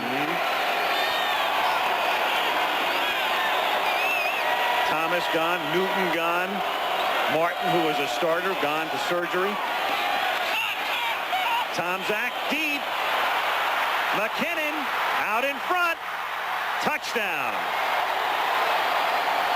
And does that bring some joy to Mike Ditka's heart? And a beautifully thrown pass, dead in stride. The Vikings tried to get double coverage on it, and getting over there late was Joey Browner, but Tomczak hit McKinnon right in stride. Yeah, Joey Browner kind of took a flat angle. Part of the problem there, Rutland doesn't get much of a hit on McKinnon. Now watch Browner come into your picture, and you see how his angle was a little flat. Looks like Joey misjudged where he had to go on the football field to be able to put a hit on McKinnon. Remember, Ditka talked about the strength of the arm of Tomczak. I think Joey Browner thought he could get to that ball and pick it off, and consequently he took the bad angle, and it was a rifle by Tomczak and right in stride to McKinnon. And the extra point is good by Kevin Butler, 76 yards. Tomczak to McKinnon, and all of a sudden it's gone from 21-0 to 21-10. For that touchdown pass, Tomczak in the entire game was 5 of 14 for 67 yards. And one throw, good for 76 yards. And Tomczak had a few words for Scott Studwell on the way back to the bench. Well, I think his attitude is one of the things that endears him to Mike Ditka. This guy is a street fighter. E.J. Dozier takes the kick at the 7-yard line. And back to the 28. First of all, look at the protection. There is no one in a purple jersey anywhere near Mike Tomczak when he releases that football. That's a big help to a quarterback. And again, Frank, we see Browner coming in late and coming in with the wrong angle. And Rutland, the cornerback, did nothing to slow him down to help Browner in his coverage deep. And here's Tomczak right after that ball, and we talked about he's got a cocky attitude about it. He thinks he can get it done. Look at that, right to Studwell. Yeah. You don't mess with linebackers, though. You learn that very early.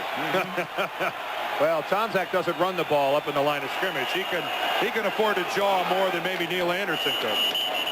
From the 28, the whistle had sounded before the play. No play. All right, Ben, who goofed? We have to know. And have some compassion. On the right guard. That's a 5-yard penalty. That's first down. The great thing about, you know, the thing about Drake, he talks in complete sentences. Every other referee is in ellipses or cryptically. Not Ben, subjects and verbs and the whole thing. It makes you feel so guilty, though. I mean, they go slinking back to the huddle. It's like he's the players on the bench or something, and the players never appreciated it, Frank. I mean, the players. I know. I'm sure Ben's a wonderful guy. In fact, I know he's got a sense of humor sending that picture up here. We got a chuckle out of it, but the players take it personal when he barks at him like that.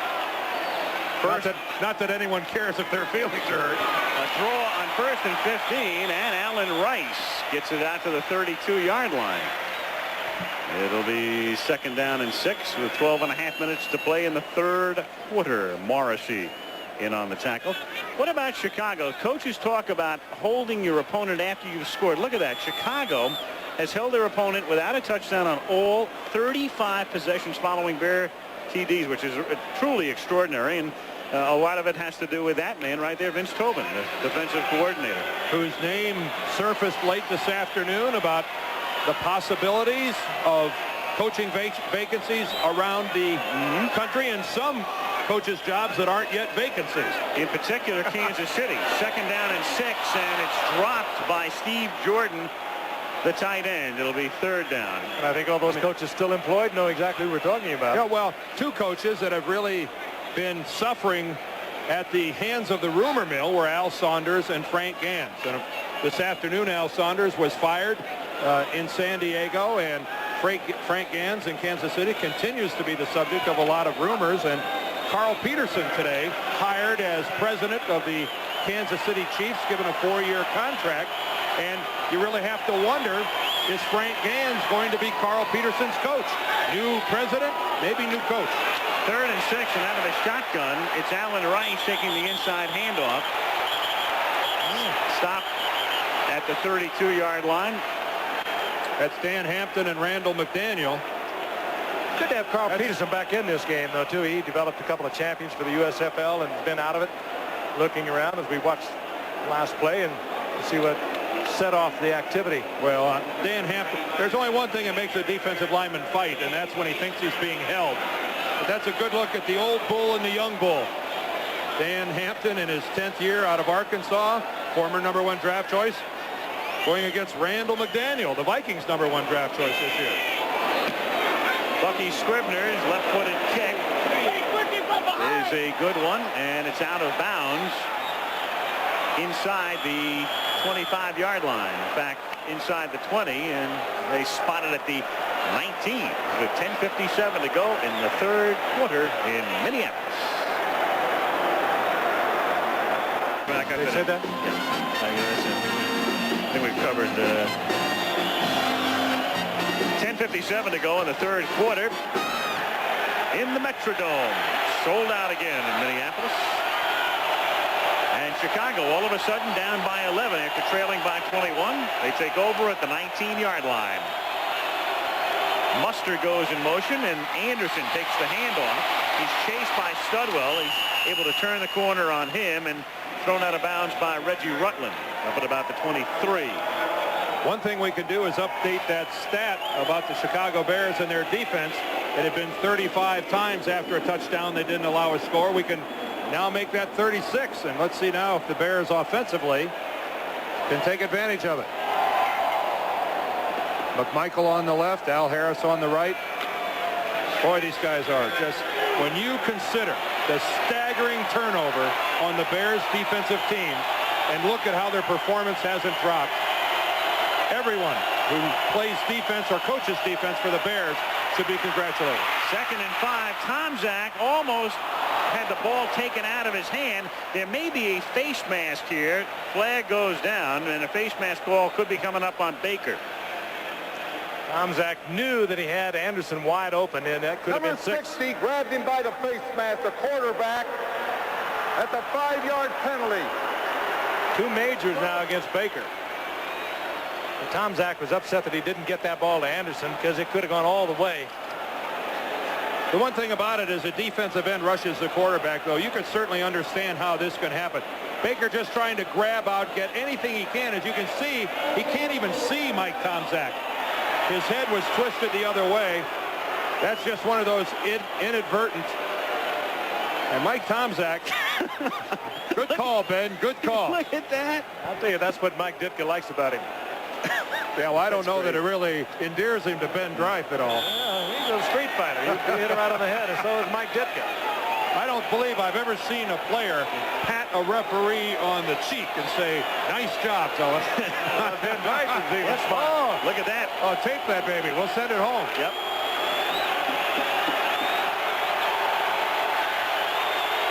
First and 10. Chicago at the 28-yard line.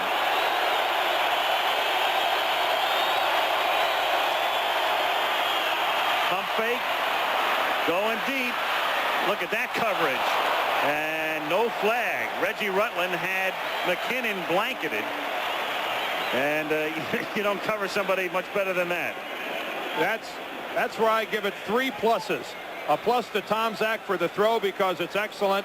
McKinnon a good effort, and Reggie Rutland just outstanding coverage. Watch where the ball comes in. If the coverage isn't what it is, that's a catchable pass. I mean, that's just where everybody does their job so well that nothing happens. It sounds strange, but it can happen like that. 2nd and 10.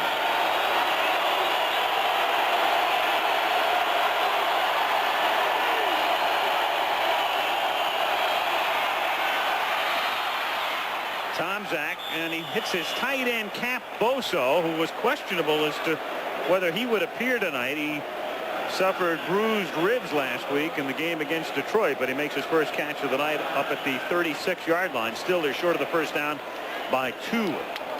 That's when Tomczak just squeezed in there again, exhibiting the strong arm. Looked downfield, tried to find McKinnon downfield, couldn't find him, checked off and found Bozo and fired it in there, but short of the first. Chicago trying to keep the drive going, 3rd and a long one. Again, Minnesota needs a victory to stay home for Christmas and host the wild card game next Monday. A loss, and they go to Anaheim. And on 3rd and a yard and a half, Tomczak off play action has Morris, and a flag goes down at the 49-yard line. Rutland is contending that he was the man interfered with. And he's not going to get the call with that expression. Defense, pass interference. They decline the penalty, take the catch, and it's first down. Again, another strong arm effort by Tomczak, and this was good coverage by Rutland. They'll call it pass interference, but he was right there, and here comes Morris to the inside, and that ball is whistling in there. Yep. Right hand, but it was almost within the 5-yard area. First down at the 49-yard line for the Bears. Minnesota leading by 11.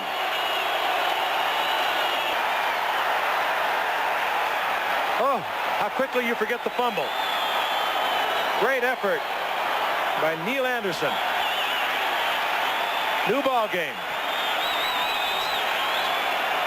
That's the Bears attacking the unmanned side of the Viking defense. The Vikings will always overshift their defensive line. 3 defensive linemen to one side of the ball. This time the Bears, whether an audible or not, go to the bubble, go to that offside, and Neil Anderson finds a huge hole and gets through it. Good coverage at the line of scrimmage, but Anderson had 2 men in front of them. One of them was the rookie, Brad Muster, who he was able to cut behind. Look over in the left side. You see the 3 linemen were to the bottom of the screen. A lot of people might have thought, some of the Vikings included, that Anderson might have been boxed into the sidelines. Instead, he breaks it back to the middle of the field and finds an alley to the end zone. Just to emphasize what that graphic means, 4 rushing plays of 40 or more yards for Anderson. Nobody else in the league has more than 2 this year. I'll tell you what else it means. It means Neil Anderson stays in the ballgame whether he fumbles or not. Butler's kick is taken by Dozier. He's going to bring it out from 2 yards in. Gingerly. And down he goes at the 18-yard line, and look at the Bears. And Dozier is still down, slow to get up. He came out of the end zone tentatively to begin with. And meanwhile, we can tell you coming up next on the West Coast, those of you in the eastern half of the country hopefully have already seen that. It preceded our game. Brian Boitano's Canvas of Ice next on the West Coast. And we have the Rose Bowl here on ABC for the first time ever, where the Michigan Wolverines and the Trojans of Southern California meet head-on the 2nd of January. A couple of impartial viewers up here in the booth, I guess. Absolutely. I almost broke into the fight songs. You and I will, I would imagine, get together on some sort of a friendly wager before that is played. We will handle it in a gentlemanly way. Frank brought the horse into the booth tonight. In other words, you're going to lose. I was going to say, in that case, who am I going to get to represent me? Wade Wilson scrambling on first down and hits Steve Jordan. Ron Rivera takes the tight end out of bounds after a 13-yard gain up to the 31. Good work again by Wilson. He wanted to go to Hassan Jones. He was covered. Spun away from the traffic and was able to get the completion. That's Sean Smith, number 97, coming in from the backside. But one of the things that Wade Wilson has always done so well is tremendous pocket sense. When to float out, when to buy a little extra time. Not so much to run with the football, but buy a little more time so he can throw it. He likes to throw the ball. Shovels it outside. And this is Harris, Darrell Harris, his first carry of the night out to the 34. He's had a balky knee, and there was some question as to whether he'd play or not. He's run back a kick. He's a rookie out of Arizona State, a free agent, and he'd be a third-teamer on the depth chart. Behind Darren Nelson and DJ Dozier. The Vikings pretty big on Arizona State this year. Yep. Harris, a rookie from Arizona State. Todd Callis, a backup guard, a 4th-round draft choice. And, of course, Randall McDaniel, their number 1. Anderson. And he proves he's one of 2 Andersons who can run tonight. To the 47-yard line, Douglas and Richardson converge on the tackle. Vikings don't have any one back that has put up a lot of yardage this season, but they have 3 or 4 of them that are in the 200 and 300 yard range, and they spread it around. They rotate their backs in and out, and it's only been in the past couple of weeks, and specifically against New Orleans 2 weeks ago, that the running game has come around. Well, we touched on it early. I think the key figure would be their backs are averaging 3.6 yards a rush. I said before, the league average is 4, so it's been a very subpar rushing season for Minnesota. 48-yard line. Wilson gets sacked. Rivera gets him back at the 41. Ron Rivera in his 5th season out of the University of California.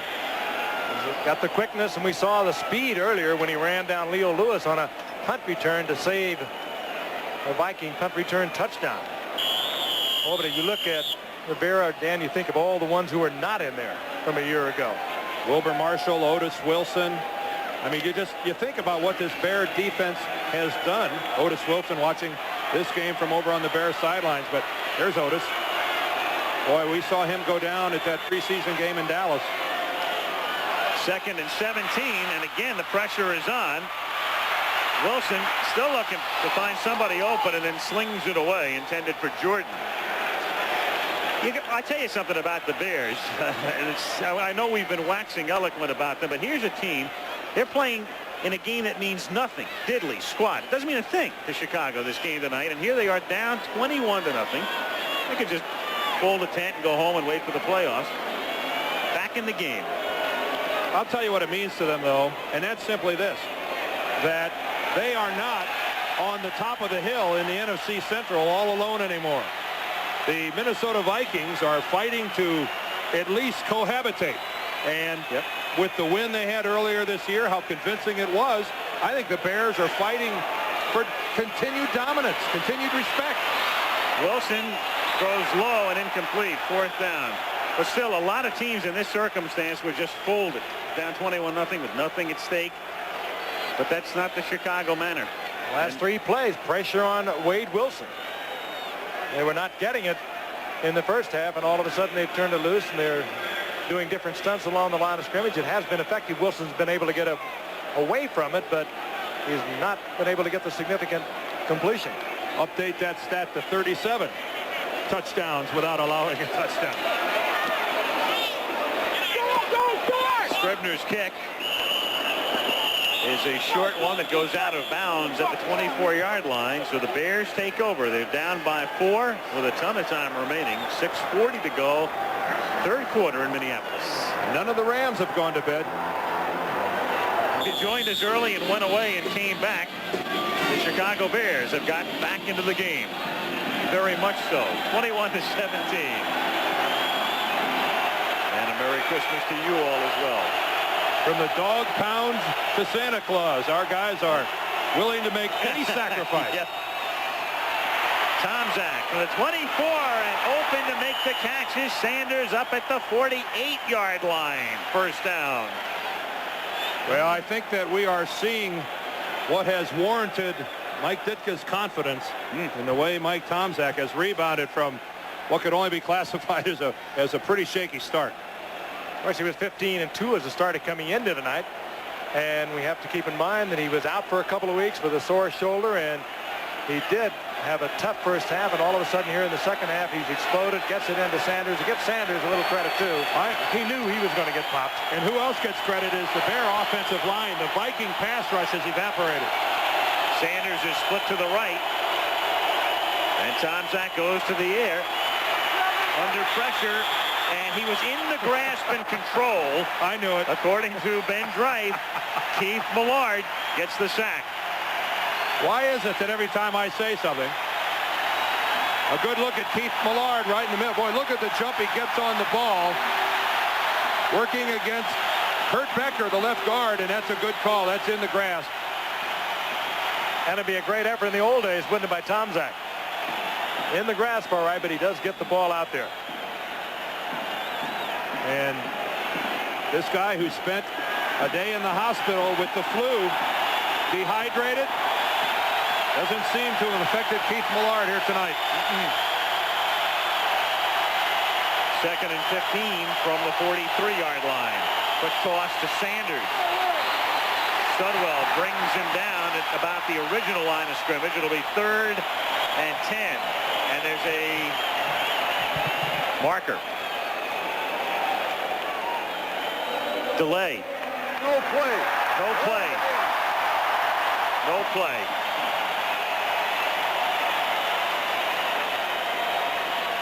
This season, keep in mind, the Vikings all year in the 15 games had allowed only one 80-yard touchdown drive, and here in the second half, the Bears have 2.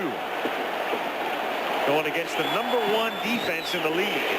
That is one of the problems with the way an officiating crew keeps track of whether or not there's been delay of game, because the official farthest from the line of scrimmage is responsible for blowing the whistle. And if it's down to within a second, say, of when the ball is snapped, no one at the line of scrimmage hears the whistle blowing and that there's no play. There was an entire play, 22 people hitting each other, that never happened. 2nd and 20. Sanders takes it out to the 45. And so it'll be 3rd and 13 coming up. Reggie Rutland makes the tackle. We have 4.5 minutes to play in the 3rd quarter. Minnesota leading by 4. There it is. We mentioned before some speculation. Would they bench Anderson, put Sanders in there? He's 2nd in the league among running backs with more than 75 carries. #1 would be Alonzo Highsmith. Well, when you watch what Neil Anderson is capable of doing, as in that touchdown run, guy's got to fumble an awful lot, Frank, before I put him on the bench. Look at Eric Dickerson. You go up a little bit for the extraordinary talent. 3rd and 13 with 4 wide receivers. Muster stays in the block, and the pass is a little high for Gentry. 4th down.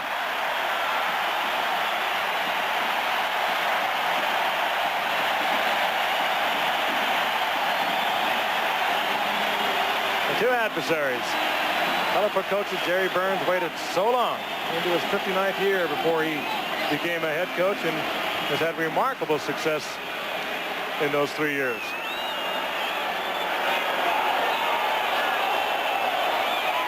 Brian Wagner's first kick of the second half. Leo Lewis set to receive. He had a big run back in the first half. Lewis lets it bounce, and it bounces into the end zone for the touchback, and it'll be taken at the 20-yard line. Tonight on Nightline, the transition of power. How picking his people and setting his priorities may be the most important decisions a president-elect will make. That's the subject matter on Nightline, which follows your late local news. And again on the West Coast, coming up next, Brian Boitano's Canvas of Ice. One of ours made it to the upper echelon.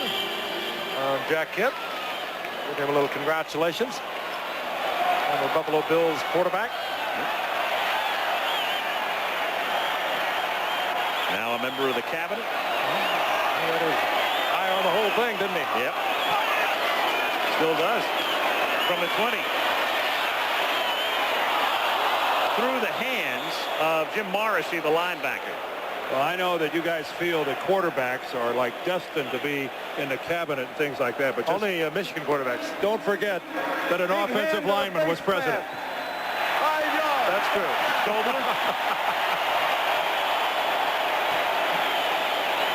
Steve McMichael gets the penalty. Gerald Ford. All Big Ten center at the University of Michigan. Got the knee to go with it. He sure does.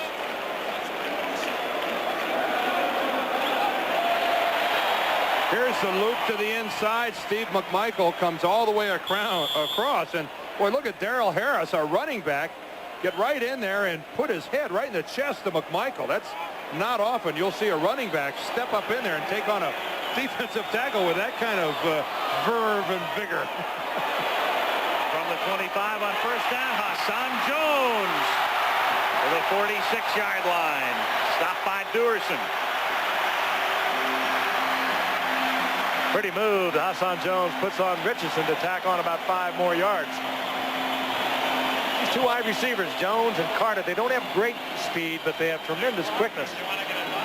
And if you're not watching it, they can blow by you so quickly and get deep on you. If I'm the Chicago Bears right now, I have to be saying, where's Anthony Carter? This guy's been quiet for a while. There's no way he stays quiet for an entire ball game. They've tried one to him all night. Two top defenses in the league meeting head-to-head, and we have 38 points on the board. And Wilson going for Jones. Picked off. Bestie Jackson at the 10-yard line. That's Jackson's 8th interception on a good year. Both wides going deep. And Wade Wilson tried to get it up to Jones. Well, that's great just coverage. A classic mistake by Wade Wilson. When your receiver is running that fly pattern, you have to throw the football over the top to the outside. If you make a mistake in throwing the football, it should be that you throw it too far to the outside, never short back to the inside of the field, because look how easy an interception it is for the cornerback. He's on the inside. If you throw the ball short into the inside, it's an interception every time. Almost like the defender's running the pattern. If you make your mistake, make it long and away. First down, Chicago from the 10. 2:43 to go in the period. The up back, the fullback is Brad Muster to the 14-yard line. I mentioned the two top defenses, 38 points. Interesting to note, we were talking about some of the things that have happened this season. Scoring down considerably this year. Last year, an average of about 43.5 points a game were scored. And this season, 40.5, and that's a significant drop. It tells me, among other things, it tells me one thing. For those who bet the under exclusively this season, they are all living in Beverly Hills mansions. The biggest drop since 77, and the next year they changed the rules about offensive line blocking. Changed the game dramatically. 2nd and 6. And Sanders is tackled at about the 17-yard line by Keith Millard, and that's going to make it 3rd down and roughly 4. The problem with that, Al, is if they doubled up tonight, they're in trouble. Yeah, right. Here's Keith Millard right here. Nice circle, huh? Let's watch his move. See what happens. Look at his anticipation. Look how quickly he gets off the football, and Becker really never gets a good stamp on him. Millard able to work to the inside and then get back to the outside laterally and make the play. Doubled up tonight. You're back from Beverly Hills to Ensenada. 3rd down and 4 at the 17-yard line. And dropping it was Anderson. Wide open. Big yardage for Anderson if he comes down with that. Tomczak said my fault, but it's still a ball that could have been caught for major yardage. Well, something wasn't exactly like Ditka wanted it. He jumps all over Greg Landry, and there it is. One that could have been caught, but again, Tomczak pointed himself, taking full blame. Yeah, that would have been one whale of a catch. I think that's Tomczak's fault all the way. He just overthrows that baby. That would have been a Herculean effort by Anderson to come down with that. They're running out of time here. They snap it with 1 second on the clock. And Wagner's kick fielded by Lewis at the 34. And he takes it out to the 44. You try when you're going to punt in this situation to take as much time as you can off, but they almost ran out of time. Do you know when you can tell the two good football teams are playing? Have you noticed how we've had a lot of good-looking punt returns and kick returns tonight without yellow flags? That's a sign of two well-coached, well-disciplined football teams that know how to play smart football. I think we've had 1 or 2 penalties in the kicking game tonight, but by and large, it's been well played. And really, only good football teams are able to do that as we see Tommy Kramer come into the ballgame. Well, here's Kramer back in the game, or in the game, back as a Minnesota quarterback, is the point I'm making after Wade Wilson has guided them over the last half season. And it's knocked down. Wilson appears to be fine. You know, the funny thing is, I asked Jerry Burns last night, I said, outside of an injury, can you foresee any circumstance where Kramer would come in? And he said, yeah. He said, if I don't feel that things are going well for us, I might make the move. And indeed he has. It's kind of a strange move when you consider, even though we had a frozen field last week against Green Bay, the Vikings were unable to move the ball well against them. They did not make a change, and here they are in a game that they really need if they're going to stay home for a first playoff game. They change quarterbacks. 2nd and 10 from the 45-yard line. Kramer escapes and then throws it off the fingertips of Jordan. Wobbly pass leading him and incomplete. And we've got a Chicago Bear who is hurt. Back at the 30-yard line, Steve McMichael wow, was rolling around as if he was in a great deal of pain. And he's going to jump at the quarterback, and I think when he comes down, he's going to land very awkwardly on his right leg.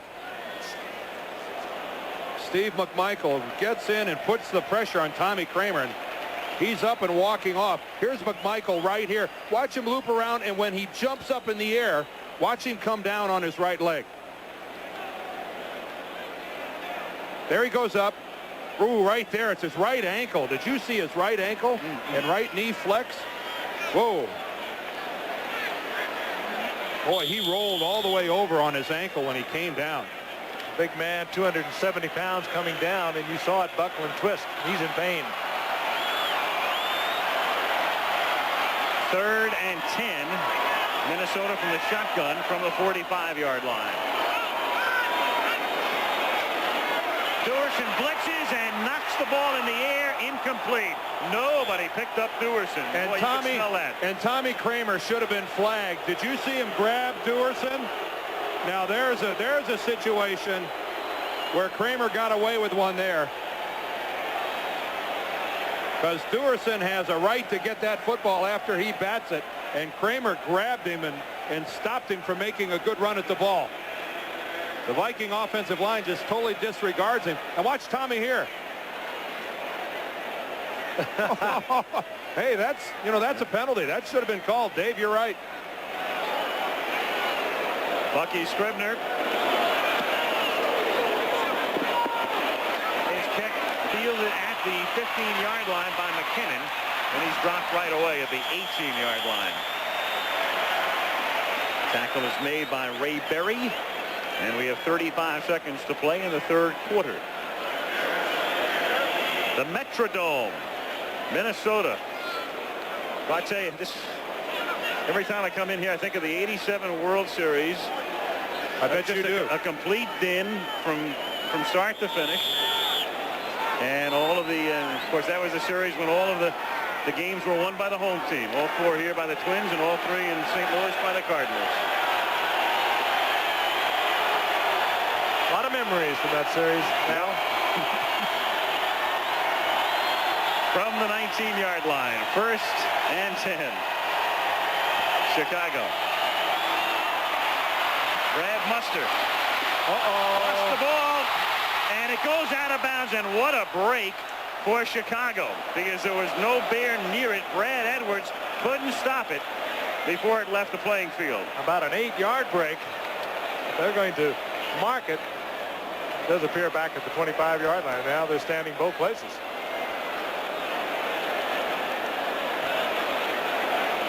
It was a fumble, and the ball did go forward. Now there's debate. Here comes the rookie from Stanford, carrying it loose and knocked out of his hand. Scott Studwell coming in from behind, just knocked it away from Mustard.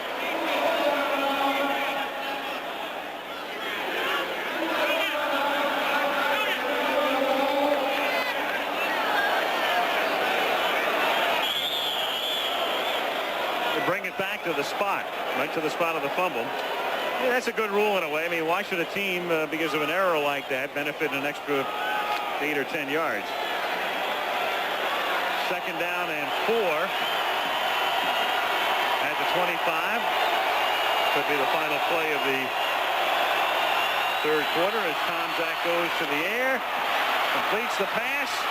McKinnon goes out of bounds up at the 45-yard line, and so the Bears in the 4th quarter will start near midfield as the team change ends, and we've got a ball game. 21-17 Minnesota after 3. Back after this message about an upcoming show on ABC and a word from your local station. We're all back. Now what? Well, the final quarter of the regular season coming up. And the Bears, Al, you're right. Give them credit. They have fought their way back into this ball game, and they have played better than some people might have reason to think they would have played when you consider what's at stake for them. Absolutely nothing in terms of where they are in the playoffs, who they play.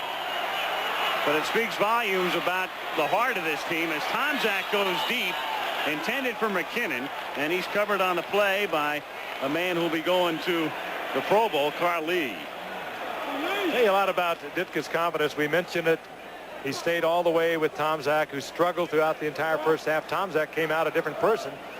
Could be he just got back into the feel of it after missing a couple of weeks with the damaged shoulder. But it was also quite a statement by Mike Ditka that we're going to stay with Tomczak, and he might well stay with Tomczak right into the playoffs, no matter the condition of McMahon's knee. There's a bet you could have won early in this ball game if you would have said the Bears at the end of 3 quarters would have more passing yards than the Vikings. 203 to 143.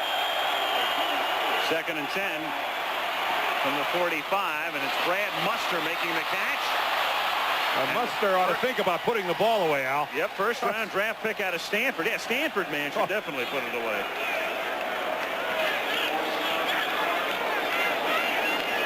And so Muster picks up enough for a first as he gets it to the 40-yard line of Minnesota. 14:46. He was one of 2 first-round draft choices. You know, the funny thing about Chicago, here's a team at the top of the heap right now, and there's a look at the man out of Stanford. They're going to get 3 first-round draft choices in 1989. They get Washington's, they get the Raiders in the golf deal, and their own. So they're sitting very pretty right now. 40-yard line. Catch is made by Morris. He gets it to the 31. He's stopped by Reggie Rutland. I bet they never dreamed, Al, that the Redskins draft pick would be as lucrative as it's going to be. That's right, and the Raiders draft pick won't be a bad one either. With the Raiders finishing up with a mark of 7 and 9, and there they are. It's Dallas's option now. Will they go for Aikman? Will they trade? Green Bay second, and there it is, pretty much in reverse order. And there's Chicago from the Raiders, the 11th pick from the Redskins, the 12th, and yet to be determined is their own. The Galt and Marshall transactions responsible for those 2 picks. 2nd and 1, Muster again. And that's a first down. You know, the last time Chicago had 3 picks in the first round, you go back to 1965. It was during the AFL-NFL war. They picked a guy by the name of Steve DeLong, who wound up signing with San Diego. And you think they got some mileage out of their other 2 choices in that draft? A guy named Butkus and a guy named Sayers. Pretty fair. Pretty fair. Not bad. The Bears have gotten a great deal of mileage out of almost all their number 1s in the last 12 or 13 years. They got 9 rookie draft picks on the roster right now. And that's a number 1 draft choice himself, Neil Anderson, who moves ahead to the 19-yard line. Anderson, of course, the Travelers' man of the year for the Chicago Bears, as is his counterpart with the Vikings, Darren Nelson, the Travelers' man of the year for the Minnesota Vikings. Of course, that honor for those efforts they expand off the field as well as on. And, of course, the Travelers' man of the year for the entire NFL will be announced at the Super Bowl. That project points to the positive side of this game, and there is so much of that. 2nd and 7 at the 19-yard line. Reverse, Anderson hands it to Gentry.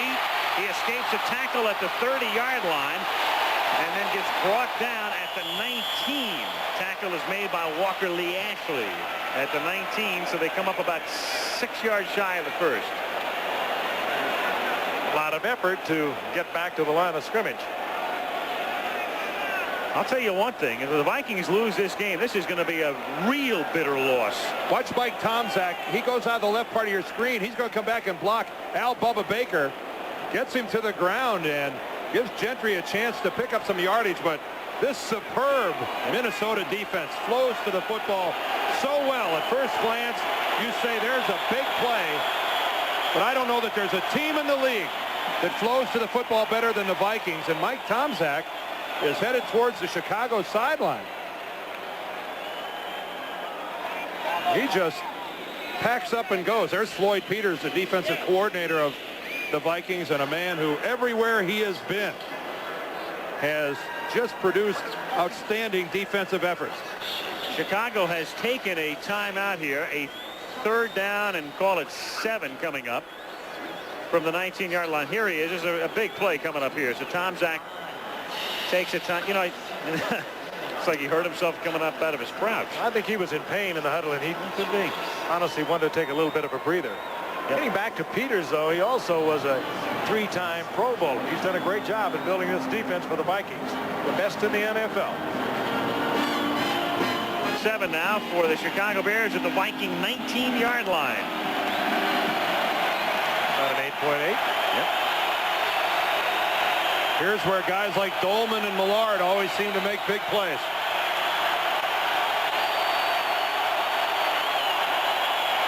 Here's Anderson. No, this isn't on tape. That's called a home run. Yep. What are your percentages on that? I don't know that there's a defensive tackle in the game that gets off the ball quicker than Keith Millard. When we show you this one, watch his anticipation. He's at the upper right. Look how quickly he blows off the ball, penetrates. Becker doesn't even have a chance.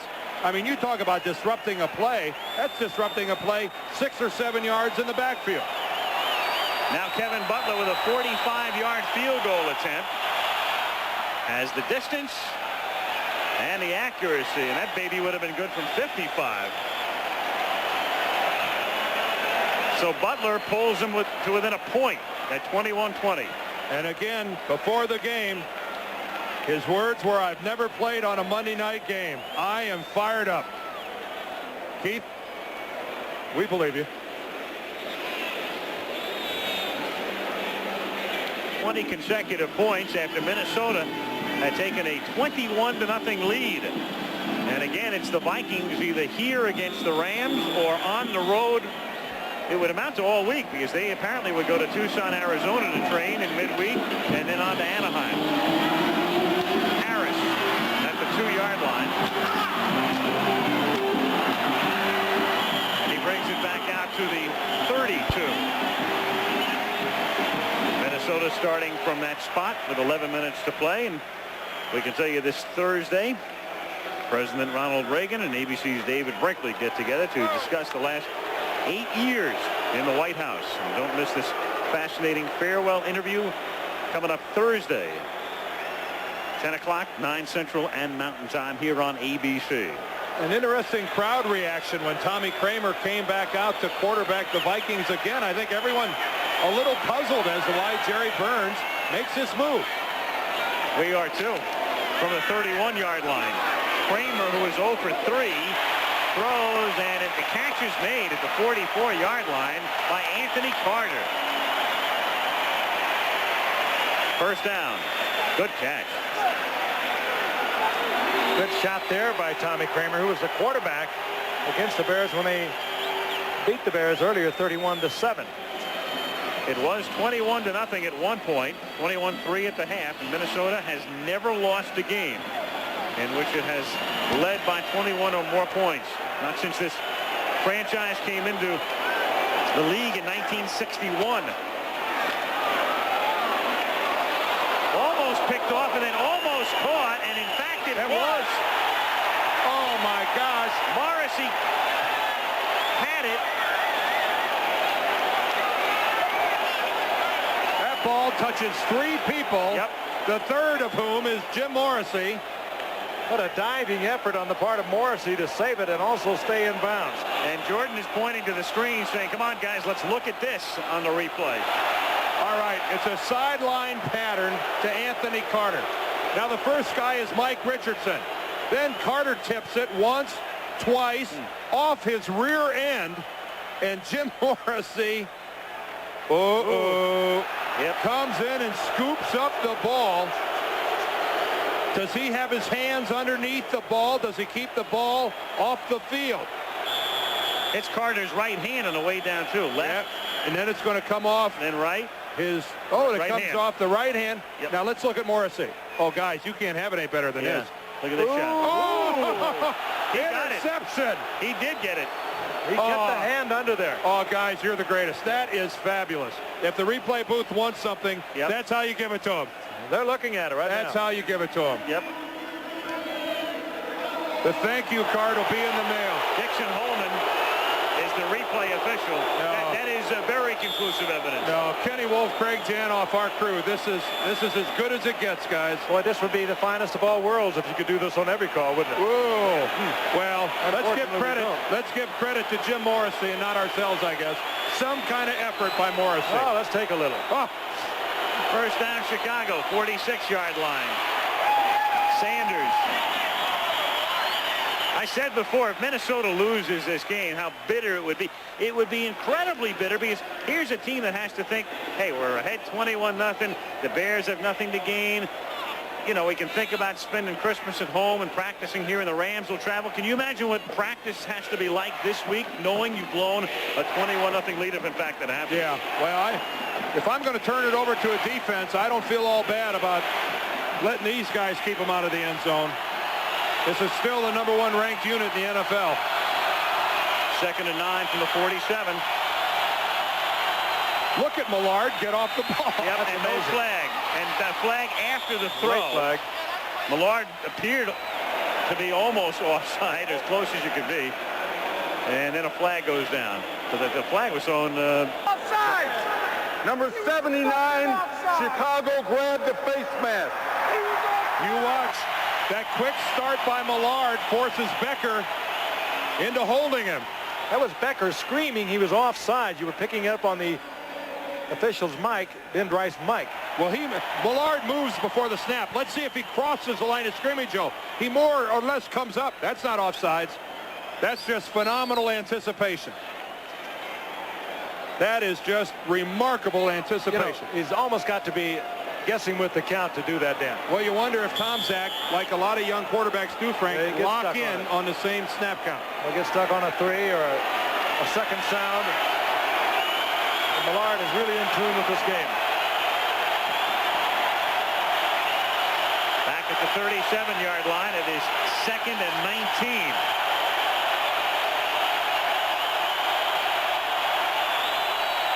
Four-man rush. Looking for Morris. Covered by Rutland. Throw is right there. So is Rutland. Reggie Rutland is showing me something tonight.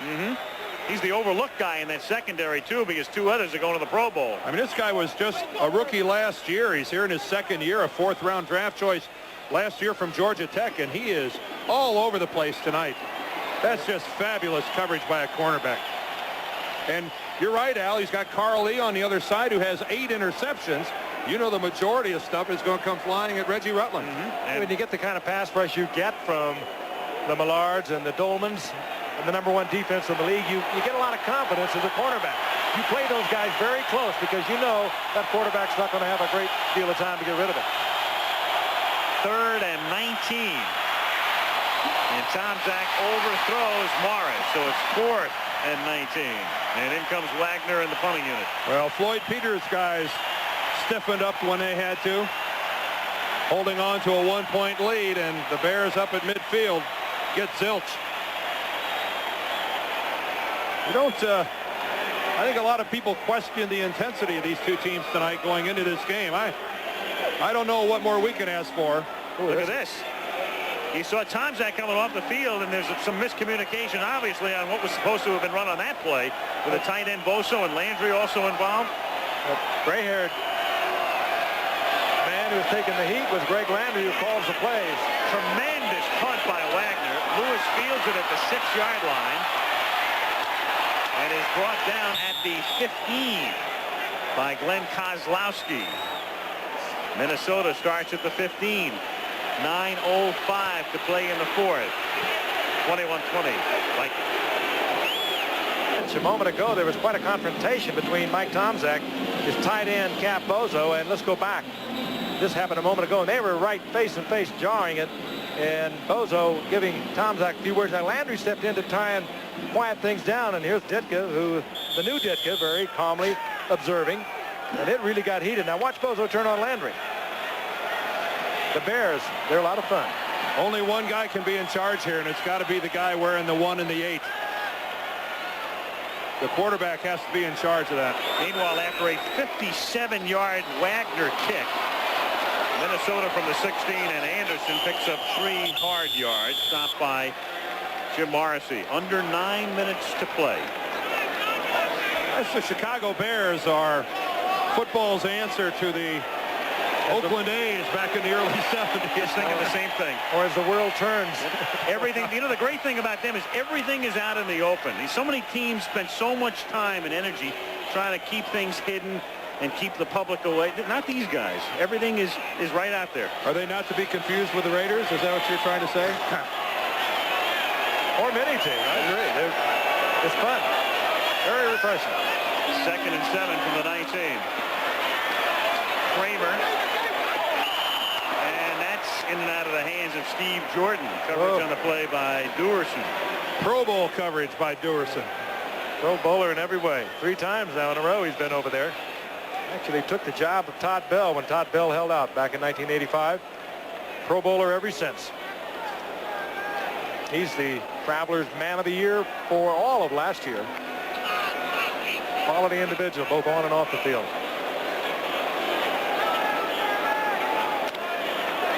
Singletary, the heart of a defense, trying to get the ball back for Chicago. Minnesota 3rd and 7. Kramer is 1 for 6 for 13 yards.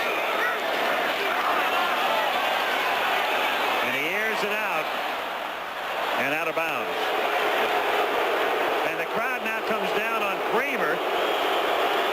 Funny, a little controversy last week. A lot of people here thought that Kramer should have come in Green Bay. Wilson having an off day, and now the boos cascade down upon the ears of Tommy Kramer.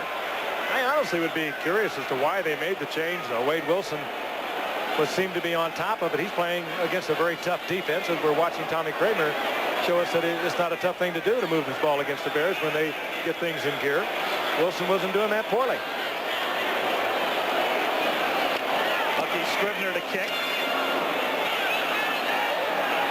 McKinnon makes the fair catch at the 38-yard line. 8:02 remaining. If the Vikings by some chance lose this ball game tonight, and if they don't score any more than the 21 points that are on the board, and if Tommy Kramer quarterbacks them the rest of the way, clearly the biggest story of this football game is, why does Jerry Burns make the substitution? I mean, and what do you do next week? This game has tremendous meaning to the Vikings. Well, there's a real odd twist to this game as well, as Tomczak takes over at the 38. Muster. You know, the funny thing is, we spent the first half of the game talking about Chicago and how they're going to get which quarterback ready for their playoff game.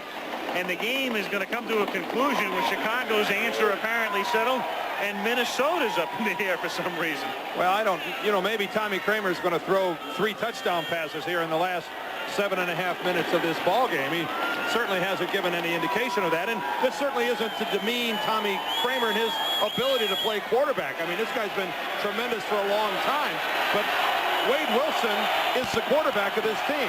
I'm not suggesting he's going to make the change to Kramer, but still, how do you figure what he's done tonight? 2nd down and 6 from the 42-yard line. I can't. Anderson to the 45-yard line. Kramer was the starter against the Bears in their 31-7 win, and he had 3 touchdown passes actually in that game for 260 yards, and maybe they were thinking back to that. But there will be a lot of questions asked about it. No matter what happens, if Kramer does throw the 3 touchdown passes, I mean, why do it? Kent Herbeck of the Minnesota Twins. There he is. Great first baseman. Yep, there it is. The World Championship ring from '87. That was well received in St. Louis. 3rd and 3 from the 45. Great catch. Muster, fingertip, first down at the 27. That was a great catch. You don't expect a fullback to have hands like that. Except this one. He was a great receiver at Stanford. And Tomczak actually put this ball just about where he had to put it to get the completion. Good effort by Muster, but Tomczak was making sure also that it was not going to be picked off because Muster had pretty good coverage. Again, the protection by the Bear offensive line, with the exception of one time here in the second half where Millard has broken through to get a sack, that in the grass, they played very, very well. First and 10. Anderson. Anderson takes it to the 22-yard line. Look at him squeeze that football. He's approaching 100 yards tonight as you look at the clock. 5.5 minutes to play. The Vikings, with Anderson now at 93 yards, have not allowed an opposing runner to gain 100 yards in a game since 1986. And that's extraordinary because they're the only team in the league this year not to have allowed such a game by an opponent. And it goes all the way back over 2 years. Curtis Dickey, playing with Cleveland in '86, the last to do it. 2nd and 5. Safety blitz. 22 and a draw, which is a nice play to run with a safety blitz as Muster takes it to the 16-yard line. Key thing here also is the Bears only down by 1, well within Kevin Butler's field goal range. And then also, you know, it's a good point, Frank, because you go back to the end of the first half and then the bizarre Ditka call on the field goal down 21-0, and that could very well be the difference in the game at the end. They have a first down at the 16. There he is. He won it last week after a great effort on the part of Al Harris to block a conversion against Detroit.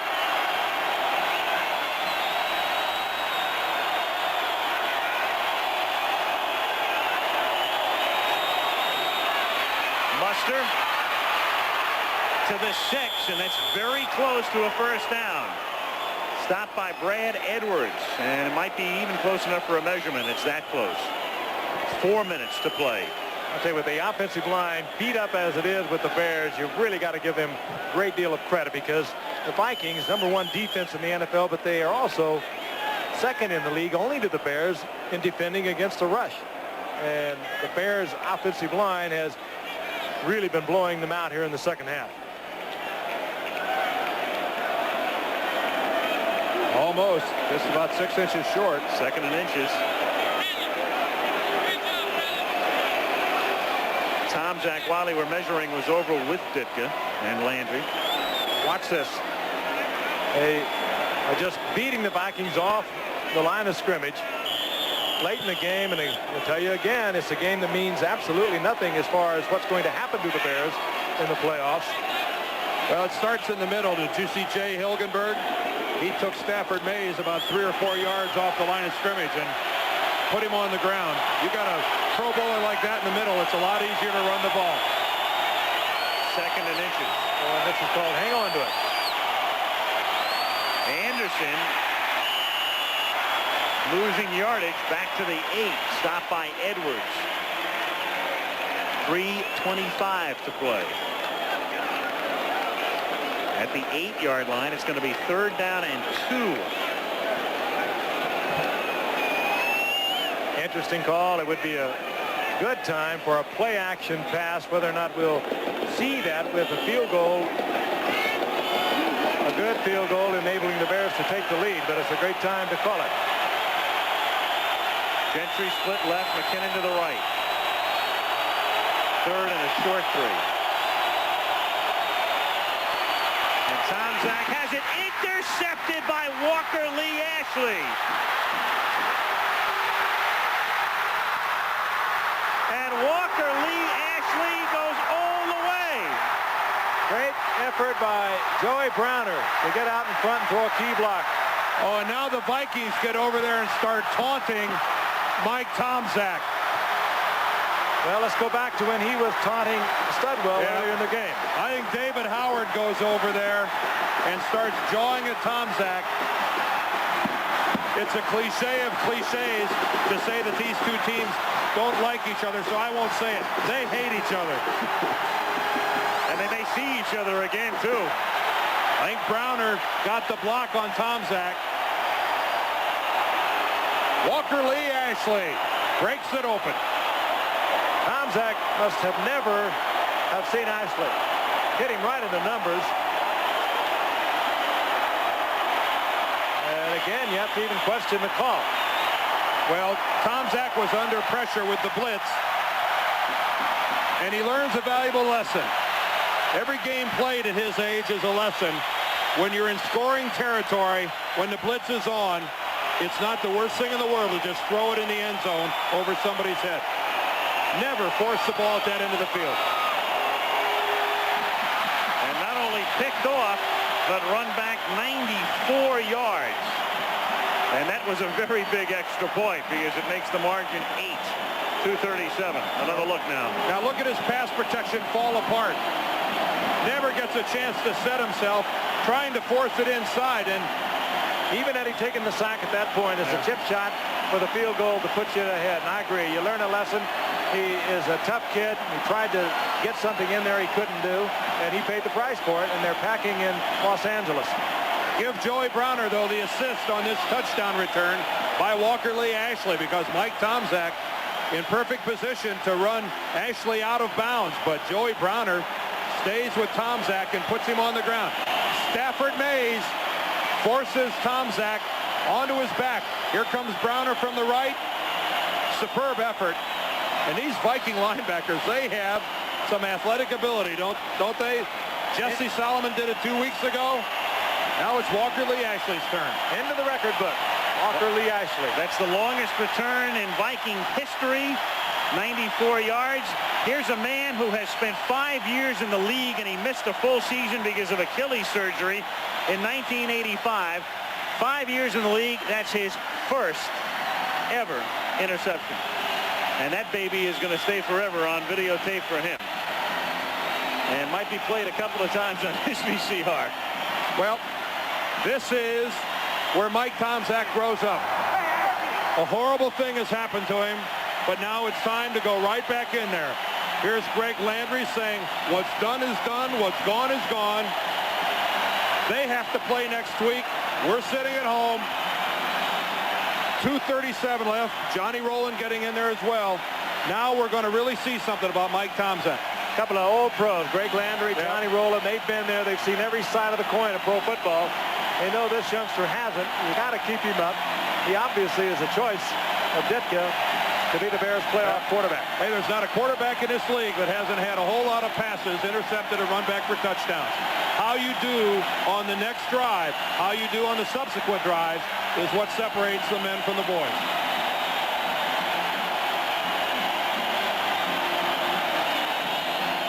And they're pretty pleased up here, aren't they? Whoa, this place is coming apart. 28-20.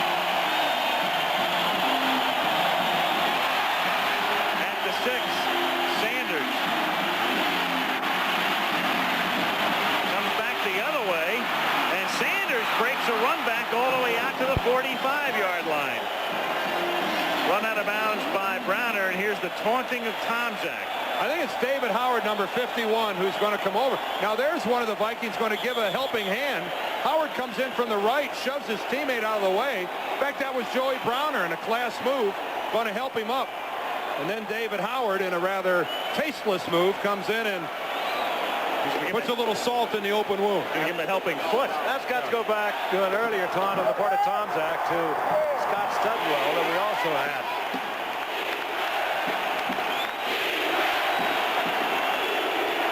.224. This one's not over. No. Left in this game. Although it may be a little difficult here for the Bears to do much audibly. Chicago has 2 timeouts left. We have 2:24 to play, and they're down by 8. 4 wide receivers in. Good time to blitz. Here it comes. Oh, and he didn't get out of bounds. Nope. Stays in. They're going to get a free timeout at the 2-minute warning as the clock ticks down to 2:08. And there it is, the first time in more than 2 years that a back has run for over 100 yards against this Minnesota defense. Oh, that hurt the Bears, him not being able to get out of bounds. That cost Chicago about 17, 18 seconds or so. Yep. 2-minute warning with 2 timeouts remaining. Been a wild one at the Metrodome. 28-20, Minnesota. And at the Minnesota 25-yard line. And 2 timeouts. Down by 8.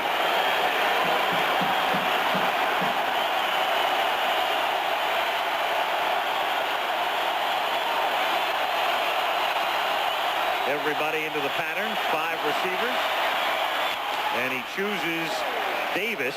That's Wendell Davis, the LSU rookie, and he gets out of bounds to stop the clock with 1:55 at the 20-yard line.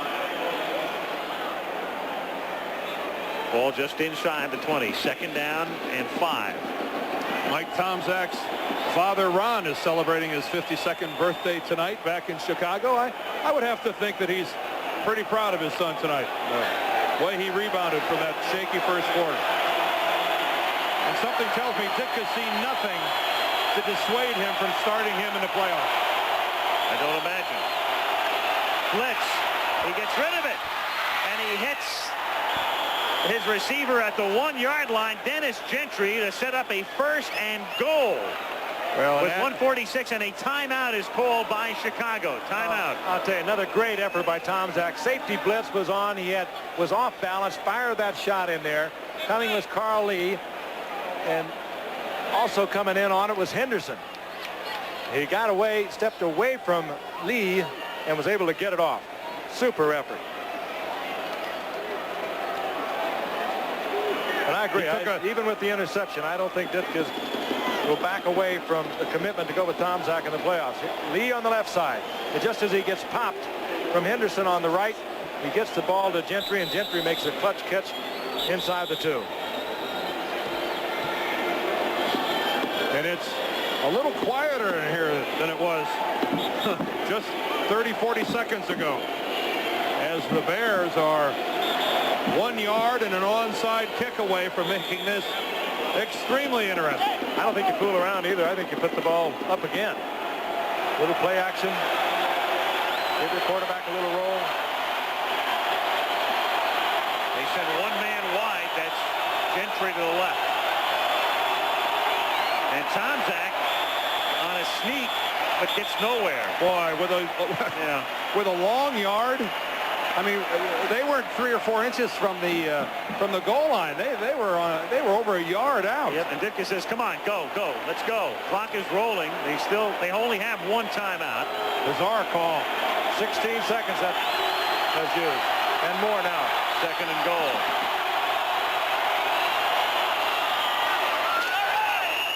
And a flag is thrown as the catch is made by Gentry.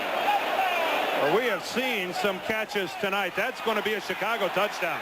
Should be. Rutland is the defensive back. No signal yet from the officials, and the conference going on amongst 4 of them at the moment. Gentry came down with it. Gentry's only 5'8". Defensive pass interference, but they decline the penalty. It's a touchdown. Yeah, I would think they'd decline the penalty. All right, let's watch the coverage. Looks like good coverage by Rutland. Well, you can see he grabbed him a little bit with the left arm, but boy, I mean, give Gentry credit. That's a Chicago touchdown all the way, and I'm glad for Rutland's sake that he went ahead and caught it, because that would have been a shaky interference penalty. I think that's very marginal, but what a catch by Gentry. He's 5'8". Look how high he went for that ball. And what about Tomczak too? There's a flag down. Butler's kick was good. 1:15 to play, and Ben Dreif tells us we may do this again here. Number 90 hooked the guy around the neck. That's a 10-yard penalty, and they got to kick it over. Whoa. Say it again with conviction, Ben. Well, it really is no big deal anyway. Yep. Al Harris. Yeah, this is a meaningless extra point. Because a field goal's needed anyway. Yep. But you're not supposed to be hooking those guys. 2 minutes for hooking, huh? Al Harris was the guy flagged. He's on the right wing, and He hooks him right. Here's Harris right here. Watch the right hand come out and get the hook. There's an old-fashioned horse collar. And this makes it a little tougher. Yep. But meaningless. Really. Yep. Kick is good. Makes the score 28-27. And we will see the onside kick. All the sure-handed folks and the Bears have lined up and huddled in front of their bench, their kickoff unit, talking it over. In fact, they're even looking at the diagram of it. Butler's good at this. He can make that ball die after it travels the required 10 yards very easily. And here it is, recovered by the receiving team this year 28 times, by the kickers 8 times. That's about 3 out of 4, 78%. I would have thought it would have been higher in favor of the receivers. You don't see an onside kick recovered very often by the kicking team. If Minnesota recovers this kick, they will effectively be able to run out the clock, because Chicago can only stop it once. And again, the Bears have all of their sure-handed types up there, but the Vikings counter with theirs. They're bringing out the various receivers. Joey Browner is up close. Butler being very good at this. There aren't many guards and tackles on the receiving team for the Vikings here. Is that what you're trying to say? That's it. They're all with the sticky finger types.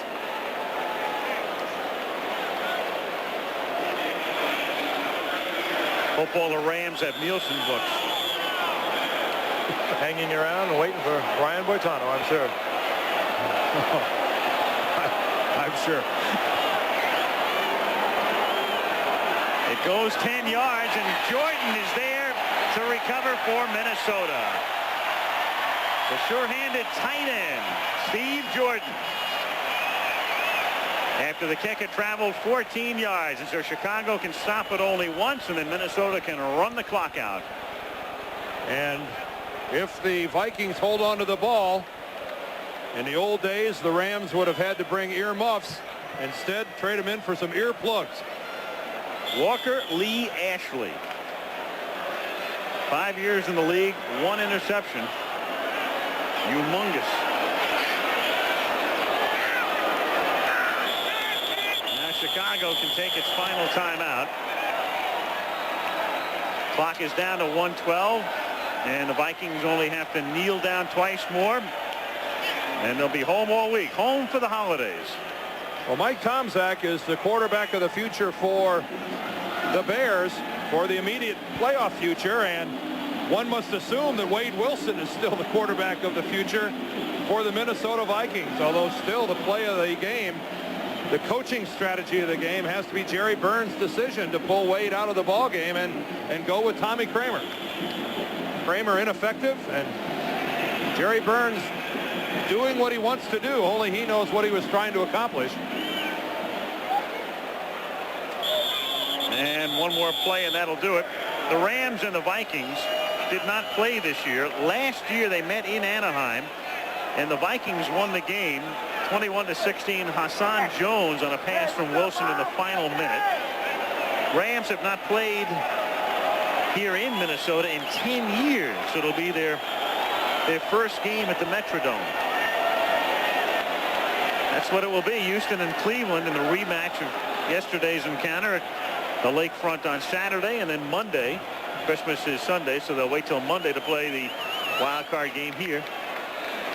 Rams at Minnesota. Rams have played in Minnesota 3 times in playoff games, and Minnesota has won all 3 going back through the years, and in each case went on to the Super Bowl.